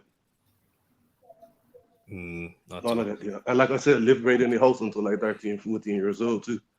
Exactly. And do you know why, Hamza, why that happens, unfortunately, is because, you know, when you have that innocence as a child, your family, that's your safe space. That's where you're meant to feel like safe and at home and loved. And yeah, when that's taken away from you, bro, it's peak. You have you no know, they used to, when there was times where, you know, you dread going home. Like it's not a nice feeling. Like you wanted to stay in school just to prolong going home. Exactly that. Exactly that. Let's jump into no, thanks for tuning in, bro. All right, listen, yeah. Would you like to share? Yeah, like big up in it, like man's out here, innit? Like listen, yeah, like man's out, innit? Man's living a good life and all that, but I mean, in terms of good, as in, I love like my surroundings, innit? And my dad like mostly taught me like values, innit? And without him, I wouldn't be who I am, innit? And that's my thing. All right. Is there anything in your childhood that you'd feel like if you didn't have those principles that could have taken you away from who you are today? I mean, yeah, of course, because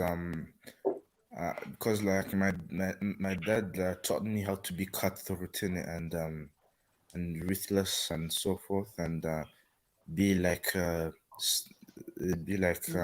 not sentimental, and be like ruthless, and without that I wouldn't be who I am, and I wouldn't be the winner I am in it, because for me, when you win by all means, and that's the values that was instilled in me, and so forth. Do you feel like has that had a negative impact as well? Like this must win attitude sort of thing. I mean, obviously it does have its benefits, like because you want to strive to succeed, but would you say that maybe it's had like, do you lack emotion? Me? Do I like emotion? What? Yeah, do you lack emotion and stuff because you've had like such a cutthroat mentality? Listen, yeah. Like sometimes do you have emotion? That depends, innit? If something I like, then boy, things have to change, innit? And different, innit? Agenda have to run. So if it's something that's dislikable, then boy, it suits the agenda, innit? So that's how it goes. No, it's a very interesting intake in that. What do you do for a living? I'm interested now that you said you're cutthroat. I'm really interested. What do you do for a living? Listen, yeah, man's a student, innit? Man's like 16 Oh, you're years still old, studying. fam. Yeah. Oh, swear. Yeah, I'm 16, fam. You know what I mean? Yeah. And You sounded a lot older, no lie. For real. listen, man, speech impediment. Complete You know what I mean? opposite of Rush, bro. Complete opposite. what you, big man? What was it? What was it you wanted to say anyway, my bro? I was saying like it's speech impediment tax, innit? That's why I don't have a soft voice, innit? Oh, okay. Oh, wow. Okay. What was that, Hamza? You said you wanted to say something before you go. Yeah, like two things I'm gonna say actually. One, like going soft through life, like it will impact on you because other people are ruthless. So whatever you're gonna do softly, other people will take advantage of you because of how nice you are. Like I've learned that trillion times. Did you And know the what? second thing, Yeah, what? yeah, carry on. Well, you carry Yeah. on, bro. And second thing I want to say before I go, like life's too short. Like what like we all make fun of each other's ages, stuff like that. But like each age it has a valuable thing. So like every age you move in or you become, like you have to embrace it, enjoy what you can do. Oh, Like yeah. when you grow older, like you're gonna say, why didn't I enjoy my life as a teenager, or the complete opposite. Yeah. So Oh, yeah. I know what you're talking about, bro. Fuck. yeah. What's up, fellas? I'm Joey Edibles. If you haven't met me before, how's it going? Oh, big up, What's Joey, good? man. I'm here in the States, bro. I love it. We got some weed legal over here. You guys don't have the weed. It's apparent because I can see on a lot of your guys' faces that none of you guys have smoked Oh weed. yeah, I like this guy, bro. You know my list, right? Not the bad list. I'm gonna create a list of good guys, and you're gonna be one of them. You're gonna be the first, by the way. So yeah, I'm gonna see it. Rich, we're not making that list, bro. No, Brush, because no, I like the Brush now. Don't worry. And Rich, probably because you're a Palace fan, you might get Oh, downgraded. Rich. And TEREAK, you might be the last one with Olds, but yeah. Did you not say Oi, yes to go? TEREAK. Oi, TEREAK, yeah. yeah. Yo, Like, which team do you support, man? Like, I want to know, cuz. Arsenal. Arsenal fan, bro. He supports Arsenal. Like me, fam. Yeah, I like Hey, Arsenal. big If you're asking me, Oh, I Nuno, don't you're know the gonna one be guy. at the end as well. Joey, you support Arsenal as well, don't you, Joey? Yeah, I do. I only know the Marinelli guy. I don't know anybody else, but I like Arsenal. Oh, Joey, I'm Listen, bro. disappointed. Rich, let me tell you something, yeah? Disappointed. This Yeah, is go what on. my mom made me do as a youth, innit? Like once, yeah, like my dad is a United fan, innit? And like my cousin's a Tottenham fan, yeah. Like I was hanging out with one of them, yeah. Like What a weak fan. when man went back home, yeah, she pulled my ears and said, "I need to wear that red shirt, innit?" You know what I mean? Wait, did Johnny just pull up and start smoking this thing online? Oh, bro. Boy, rich, bro. You didn't hear the thing. Say no. No, guy literally just pulled up and started smoking this thing on the live. IT, is this your boy? Yeah. Sorry, go on, no, continue. I was saying like she made me like she pulled my ears, innit? Because I was about to support Tottenham or United, innit? And like, because she loves Arsenal, innit? And like Antiara made me support Arsenal as well. So she pulled my ears when I tried to support those two. Like, do you know what I mean? Oh God, he hasn't seen the Spurs community. He's shaking. Yeah. Any. Anyway, see you, Your childhood. fellas. Aye, Time big to up, go. man. Take care, Take care, Hamza. Brother, bro. have fun out there, man. Be safe. Yeah, What stay you safe saying? too, and be Blessings, careful with your Samuel. health because that's bad for your health. Was that smoking? Yeah, smoking. Well, I mean, it depends. It you get you high. That works. So I mean, it just depends what you're looking for. Oh God, I need to leave. Sure, I can tell you what high. Oh yeah, it's been I mean, like half cleaning, half talking to people on streams. A lot more talking to people on streams than cleaning, if we're being real. So you know how it is. I took a 5-hour project and it's lasting about it's probably a 20-minute project, lasting me about 5 hours. So we'll get this place clean eventually, though. It was looking like she was for Okay, cooking. bye. Big up Hamza, Bye, man. Big up. Hamza. You know. Yeah. Eddie, talk about your childhood, bro. Oh, bloody hell. I think I was very fortunate. Brought up in a Muslim stroke Pakistani household. Had both parents in my life, still do. Very blessed in that case. I was a rogue. There's no doubt. I was a rogue to my father. He absolutely, I definitely stressed him out a lot. I broke next door's window. I swore at the local imam. I showed my backside to my primary school teacher when I was a kid.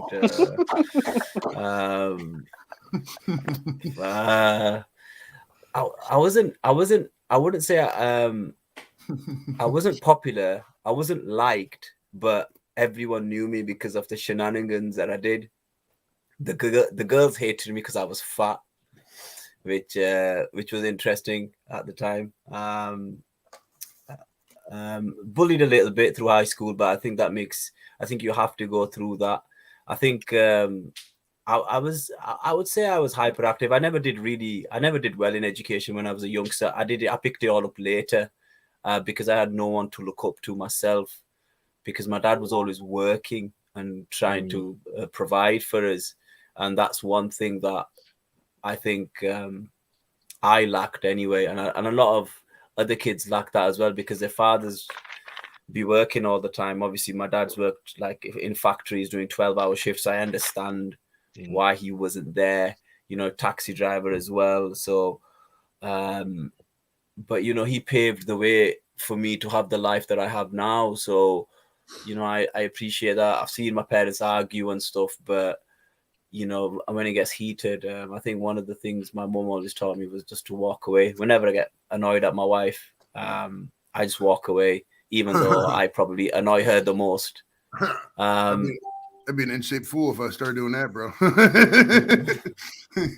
But I think high school for me, I didn't enjoy it because obviously, like, I was just a fat kid. No, the good thing about high school was the dinners. By far, we had the best dinners, man, compared to today. It's shocking today, and I work in a high school, and it's still interesting. Like, I've still got my high school T-shirt from when I left, and most of them say fatty or smelly or something, and it's very funny. Like, when you bump into them again after 20 years or so, and you just think, you look at you're a mess now, and look what you put me through in high school. But I just think it was a phase, and I think if I was more mature, I would have done so much better in high school if I took it more serious at the time.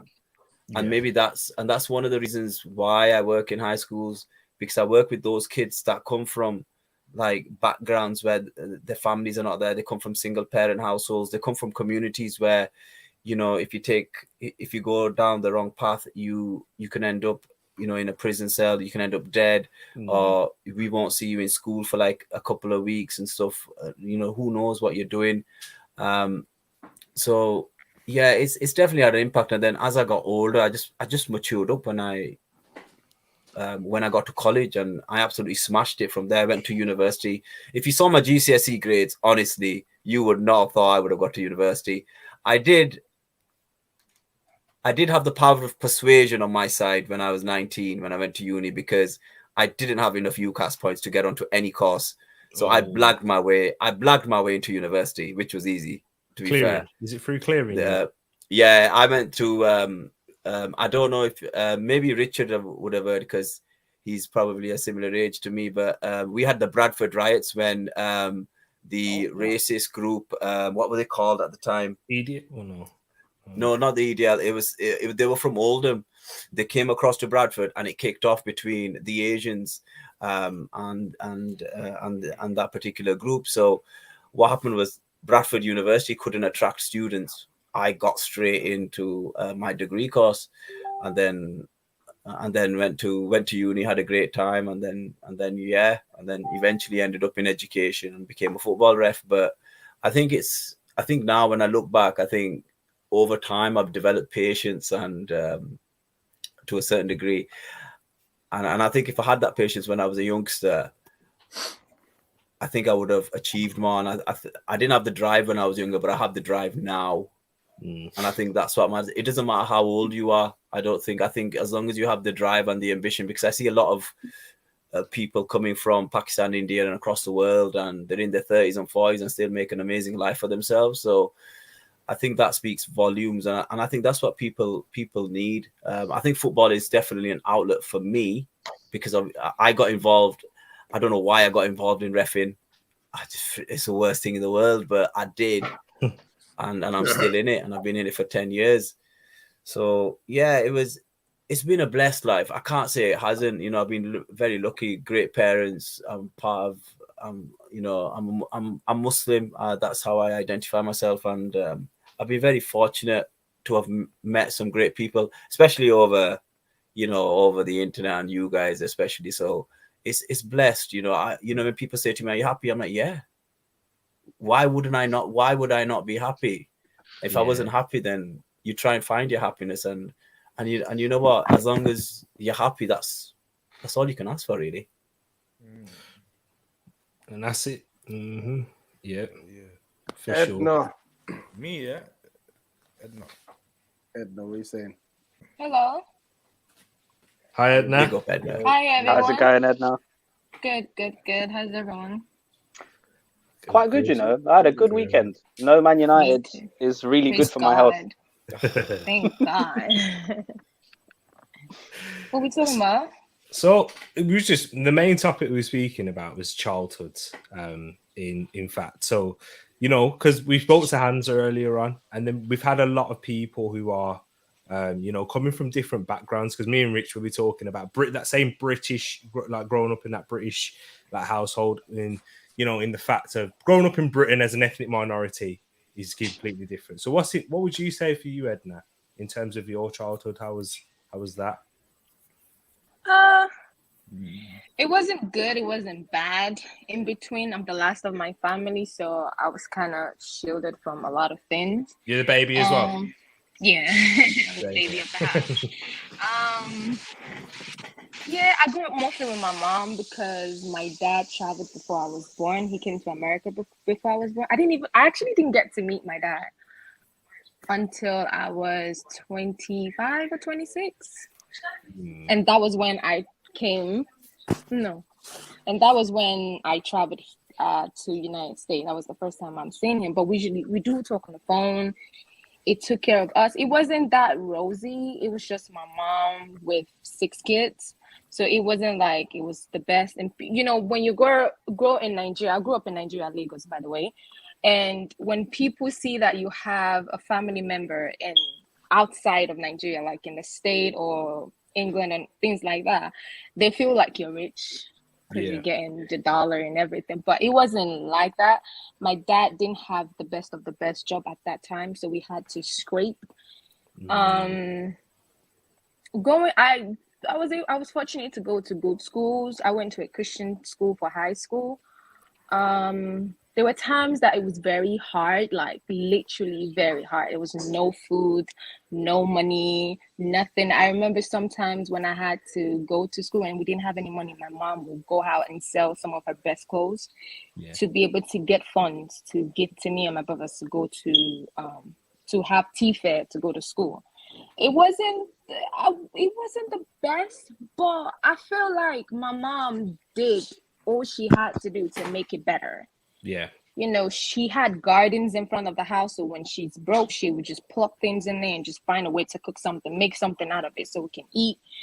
she made sure that regardless of the situation, we weren't on the street trying to beg or asking people for food or for money. So for me, it was more like we're not rich, but she made it look like we're rich. She wasn't pretending to make it look like that, but she didn't just want it to look. She didn't just want us to be out there looking like we don't have anything. Though my brothers weren't the best growing up. They were out there, but yeah, I don't know. It was rough, but I can't complain, to be honest, because that and where I am now all together has made me who I am. It makes me appreciate what I have today, the things that I've had to go through, the things that I've seen. I'm kind of grateful for where I am today. You know, I had no family. My dad's family didn't even show up at all. You know, my mom had nobody from her mother's side because most of them were already dead. So it was just her taking care of her mom and me and my siblings. So it wasn't like we didn't have any family.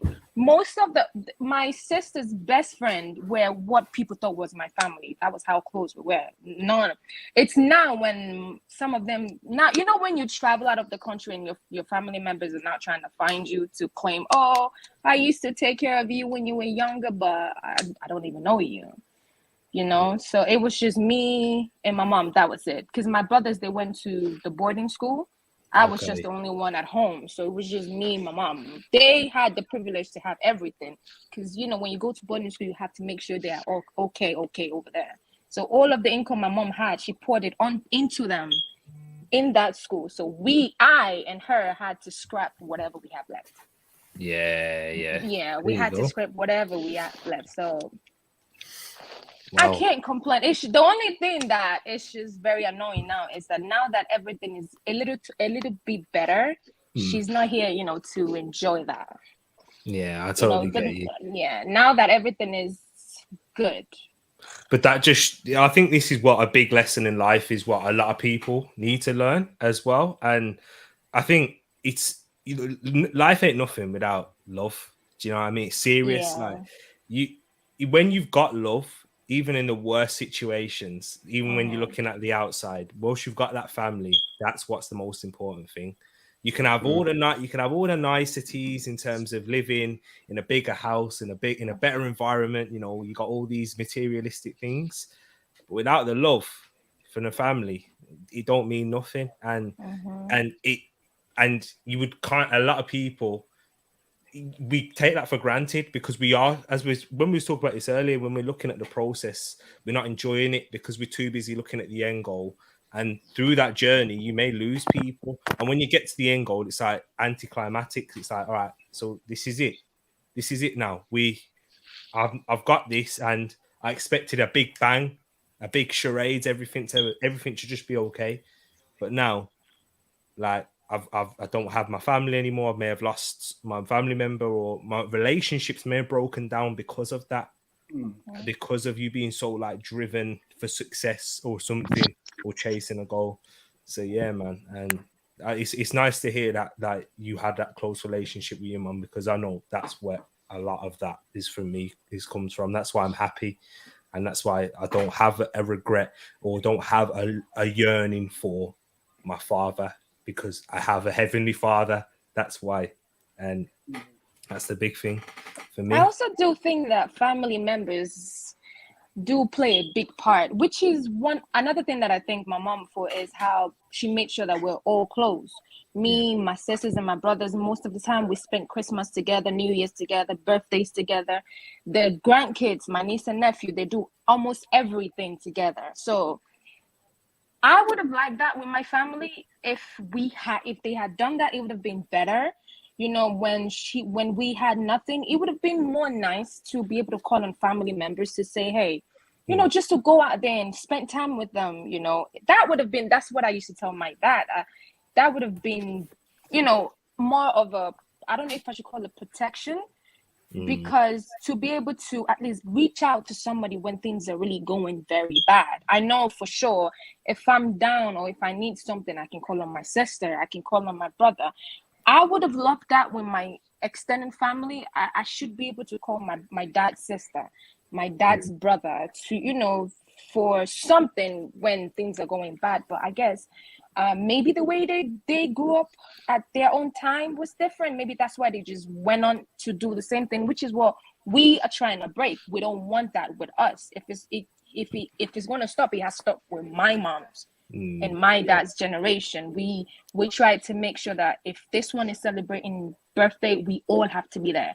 If this one is doing graduation, we all have to be there. We have to see each other. We have to spend at least 3 days with each other in the same place, just to make sure that we still have that bond. I don't know, but we just try and make sure that we don't repeat what my dad's family did, something like that.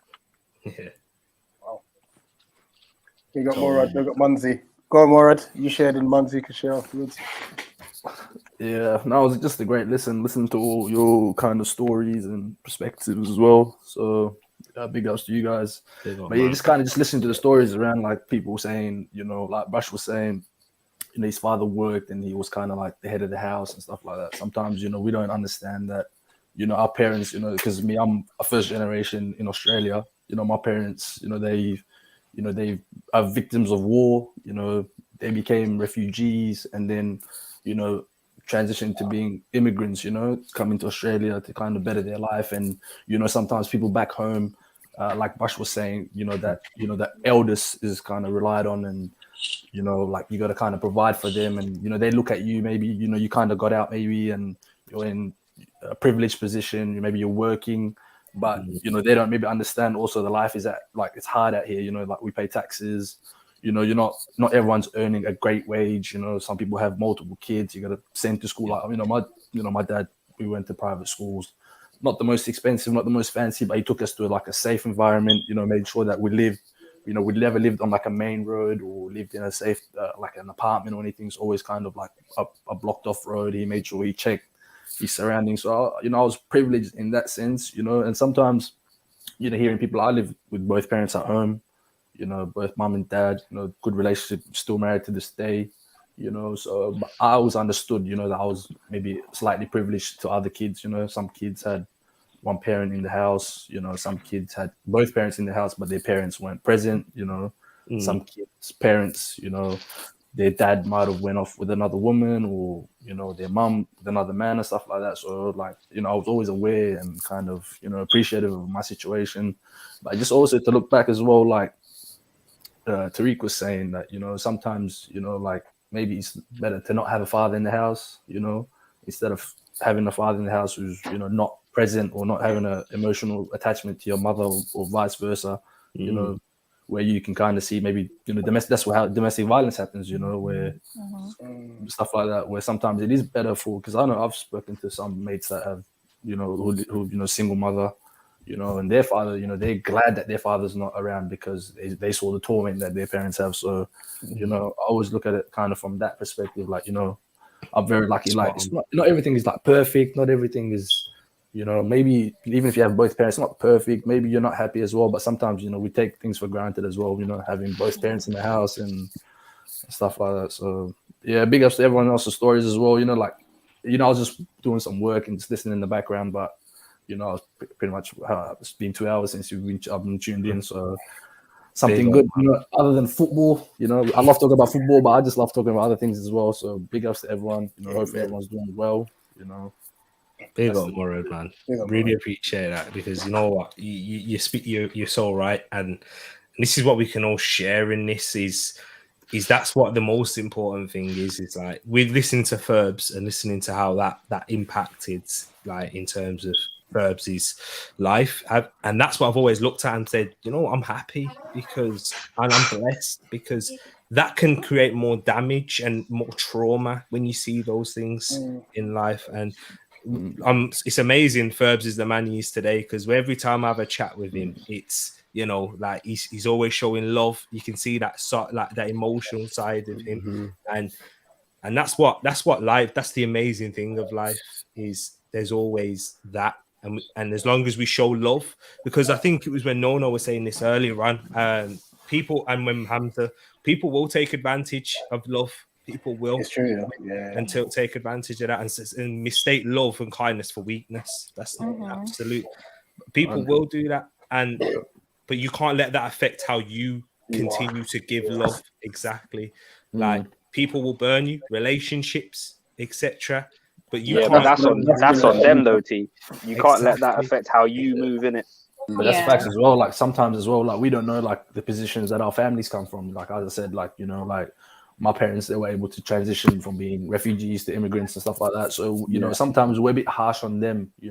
Like because especially like all of us are from different backgrounds. Some living in America, but we're not from that place. We're from where our parents are, so they have to also transition into being somewhere where they had to learn the language. Like my dad came.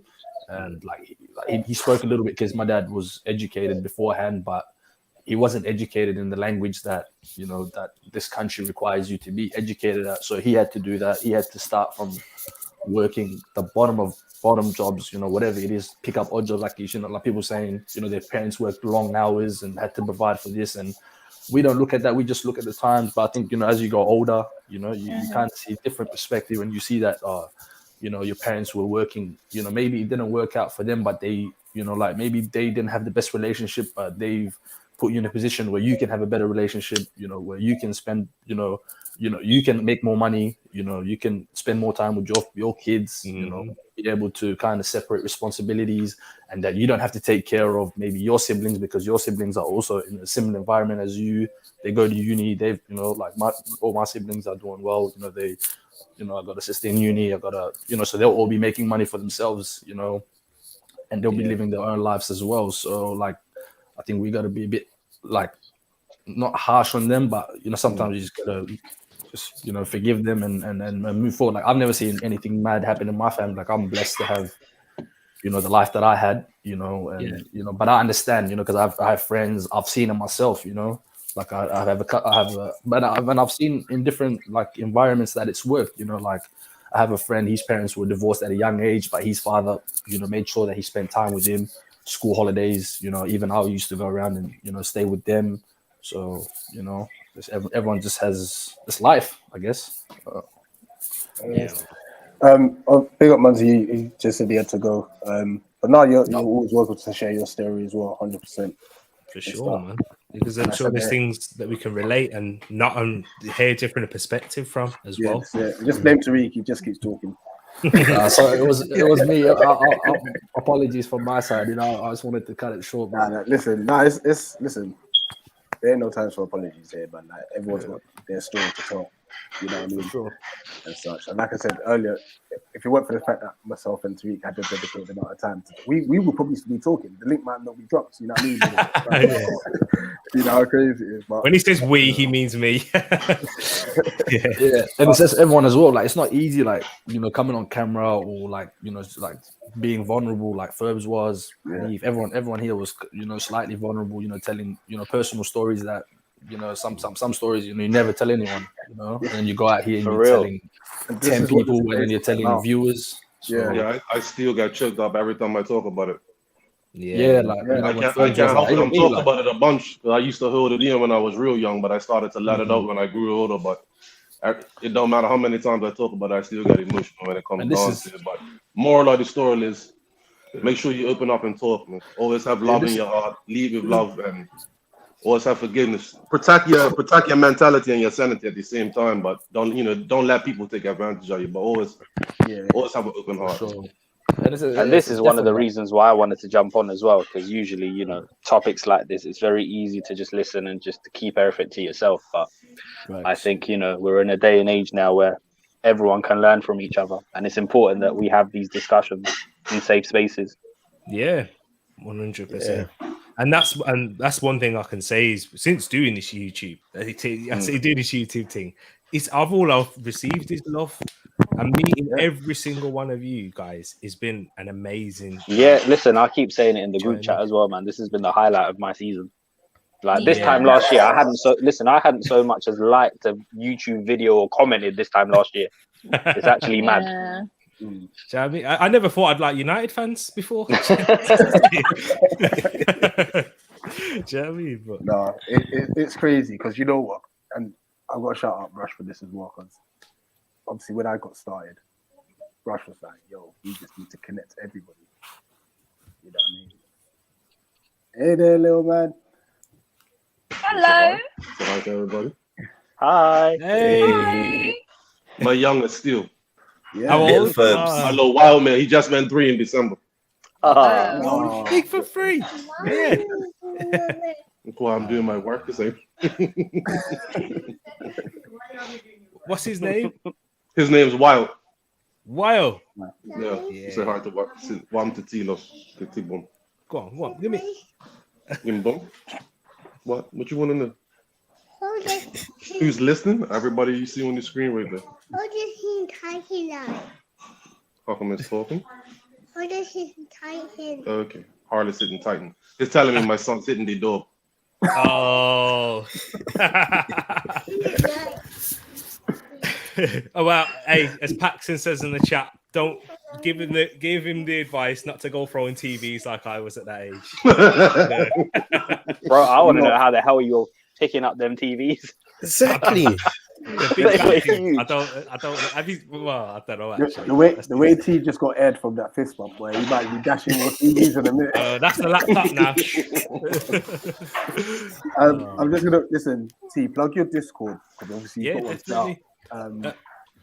I will get the link up. I will get the link in the chat. Whilst I think one time me, CM and TEREAK had we were on one of after like I think what's it All-Star weekend. We were just talking for 3 hours. I think we were just kind of chatting about things like until like things that are going on in the world. 6, 7 in the morning, man.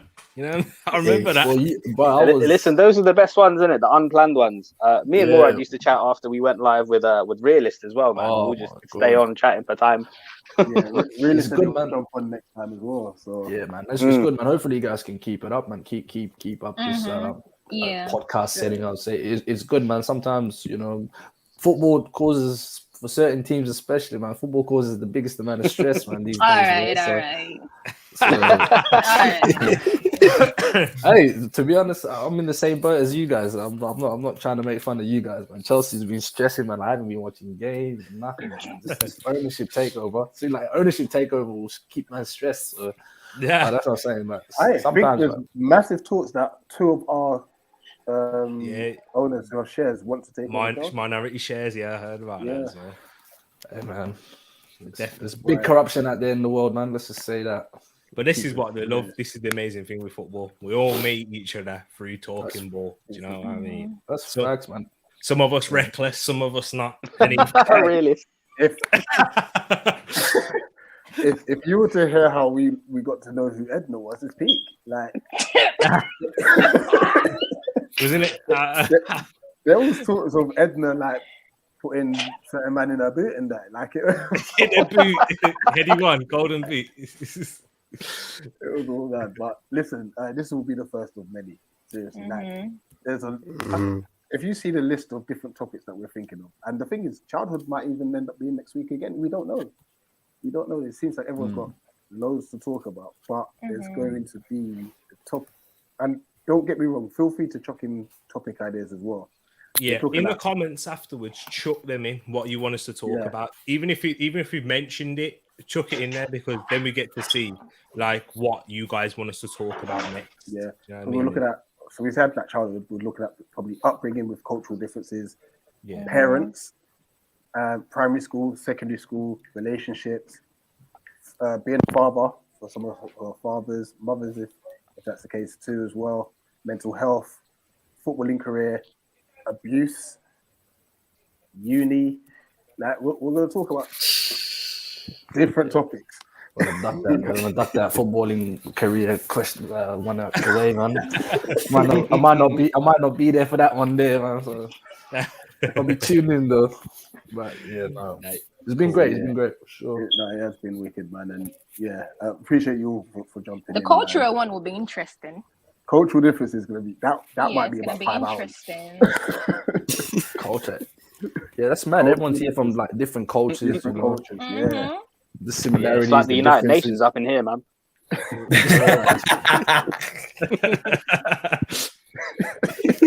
Oh, man. Yeah, so I guess we will wrap it up for this week, man. Which is a shame. This has been wicked, man. Definitely, man. What should be next week's topic? Discuss Top Boy. No, I'm joking. What was that? I was gonna say let's discuss Top Boy, but I was like, Yeah, I need to watch it now. to be honest, I just finished watching it, but that shit is addictive. Not gonna lie, I was like, because me, I'm not really like I don't like to binge watch, you know. But I binged this one. Loving the suggestions in the comments in the chat right now. I like this one here, the racism one here. It's a big one. Big one. Sure, the racism is gonna take the whole day. I think the racism ones can link with every single one in a way, because wherever you go, It'll be the whole day. There is other isms, schisms. Especially out where we're living, man. It's crazy. The West, you know what I mean? 100%. But yeah, we'll keep these going on. We'll keep having these discussions and stuff, you know, and yeah, roll on to the next one. Self-harm as well. That's it's a big one. It's a deep topic there as well, you know. And these things need to be done, man. You know. Yeah, most definitely. Exactly. 100%. Let's go around as per usual. Where can we find you, Morad? Where can people find you? Down under. Down under, pretty much. Yeah, Australia. Just shout me when you're here at the airport. Wait, who was it that Santi? There was a picture put up, and someone asked if it looked like you. What was the picture again? Is it like a cartoon or something? Because that's what I'll get into. Yeah. Stuff, man. Oh man, I can't remember what it was. Anyway, was it Megamind or Big Bird or something? What? Hey, man, trust me, man. I went to it, man. I went to the nicknames in school, man. It's mad. We might have to put you on a Mega Mind and see what that looks like. Yeah, man. Trust me. Especially back then, my head was so big and my body was like so small, man. But I can relate with that one. Trust me, I'm telling you, I had the biggest heart, though. That's the one thing I can say about myself. big head, big heart. You were out here like Mojo Jojo, yeah. 100, bro. I'm telling you, I was like you know how like back in school you draw like a stick figure, massive head, and that's my build, man. That was my build, bro. Yeah. Edna, where can they find you? Nowhere. Edna, I don't have no YouTube channel, so nowhere. Basically. Make one, please. Listen, I don't know what to do with it if I make one. Just rant. Listen, just start going in at Man United and Edna will appear. That's like her bat signal. So if you chat S about United, get ready. All you've got to say is I back Ollie and it's over. Yeah. Right, this is a good topic. Because I'd love to hear people talk about it from the other end of the spectrum. Because I had the can I subscribe? Yeah. CM, where can they find you, bro? Blessings, everybody. CM22 ENT on all socials, YouTube and Twitch.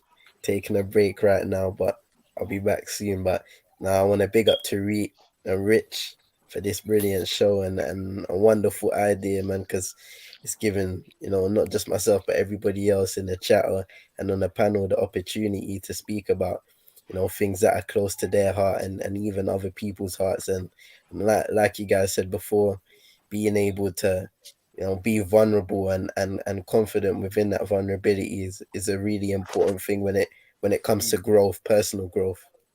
100%, my bro. Thank you for coming on, man. It's been a pleasure. Thank you, man. Man, like Ferbs. Big up, people. Yeah, you can find me in the comments on everybody's channel. Showing love as always. Absolutely, always supporting. Yes. Exactly, man. Me and Ferbs, you know what? We both we go at it sometimes. You know what I mean? If we need to, but in a good way. In a good way, calm way. Always love. Exactly, bro. Nah, Big you know what? If you want to troll, make sure you go on Realist Twitch.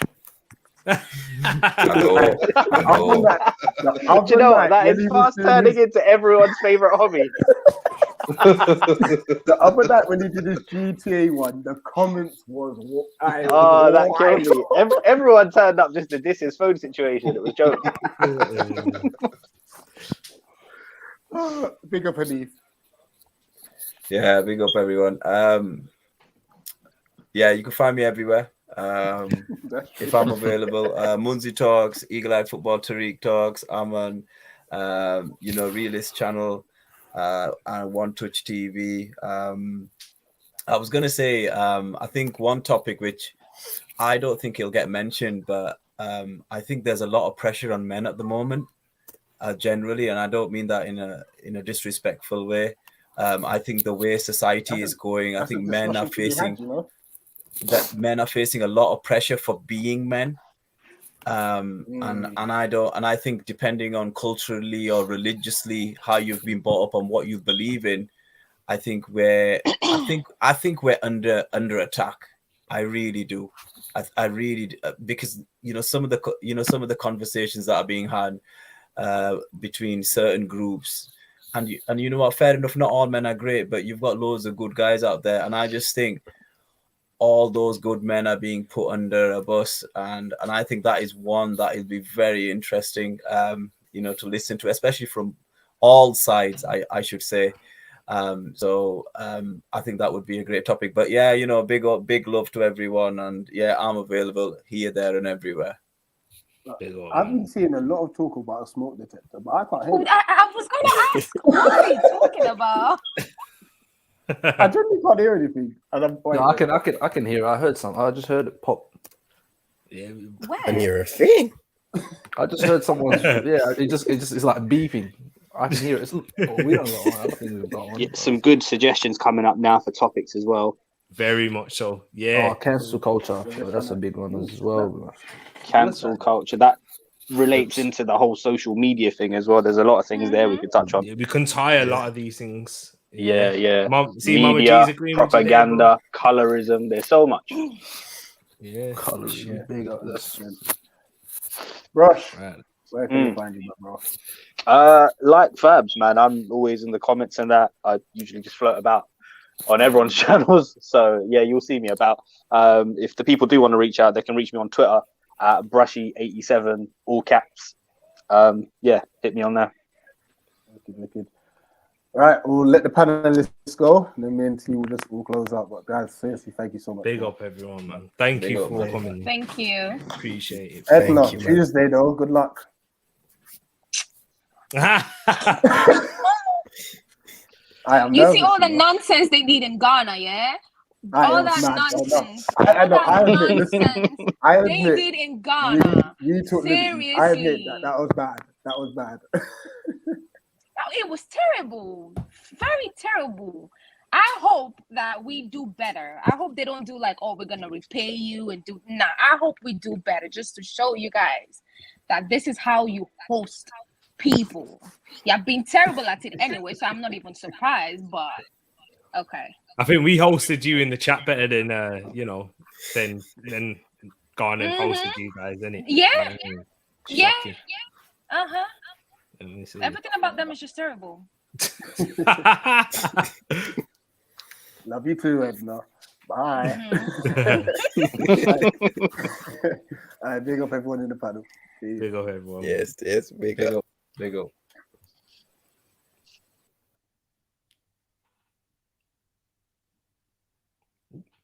Froze.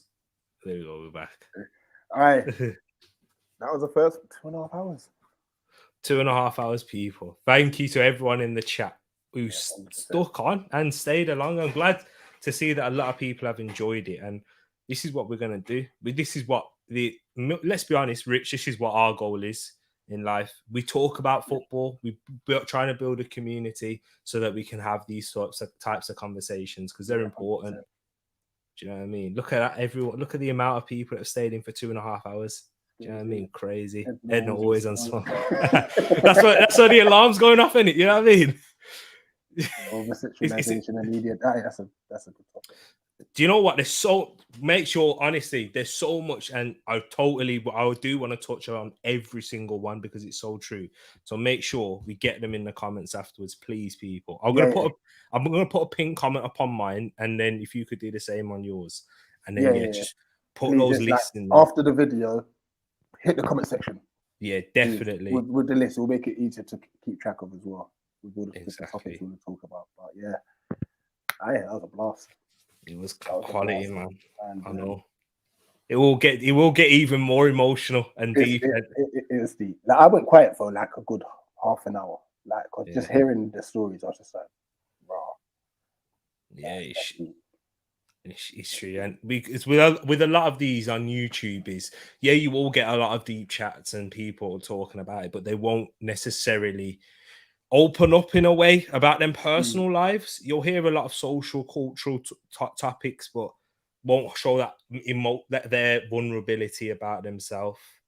So yeah, for sure, man. But this is what we're gonna do so we can help, because we can relate and show differences to a lot of things. Even me and Rich, there's things that we've learned today. Like, he's grown up, he's had the estates, he had the people around him. I didn't have friends like that after school to chill with. Do you know what I mean? So yeah, man. This is it. Now saying do this again. Yeah, we'll try and make this.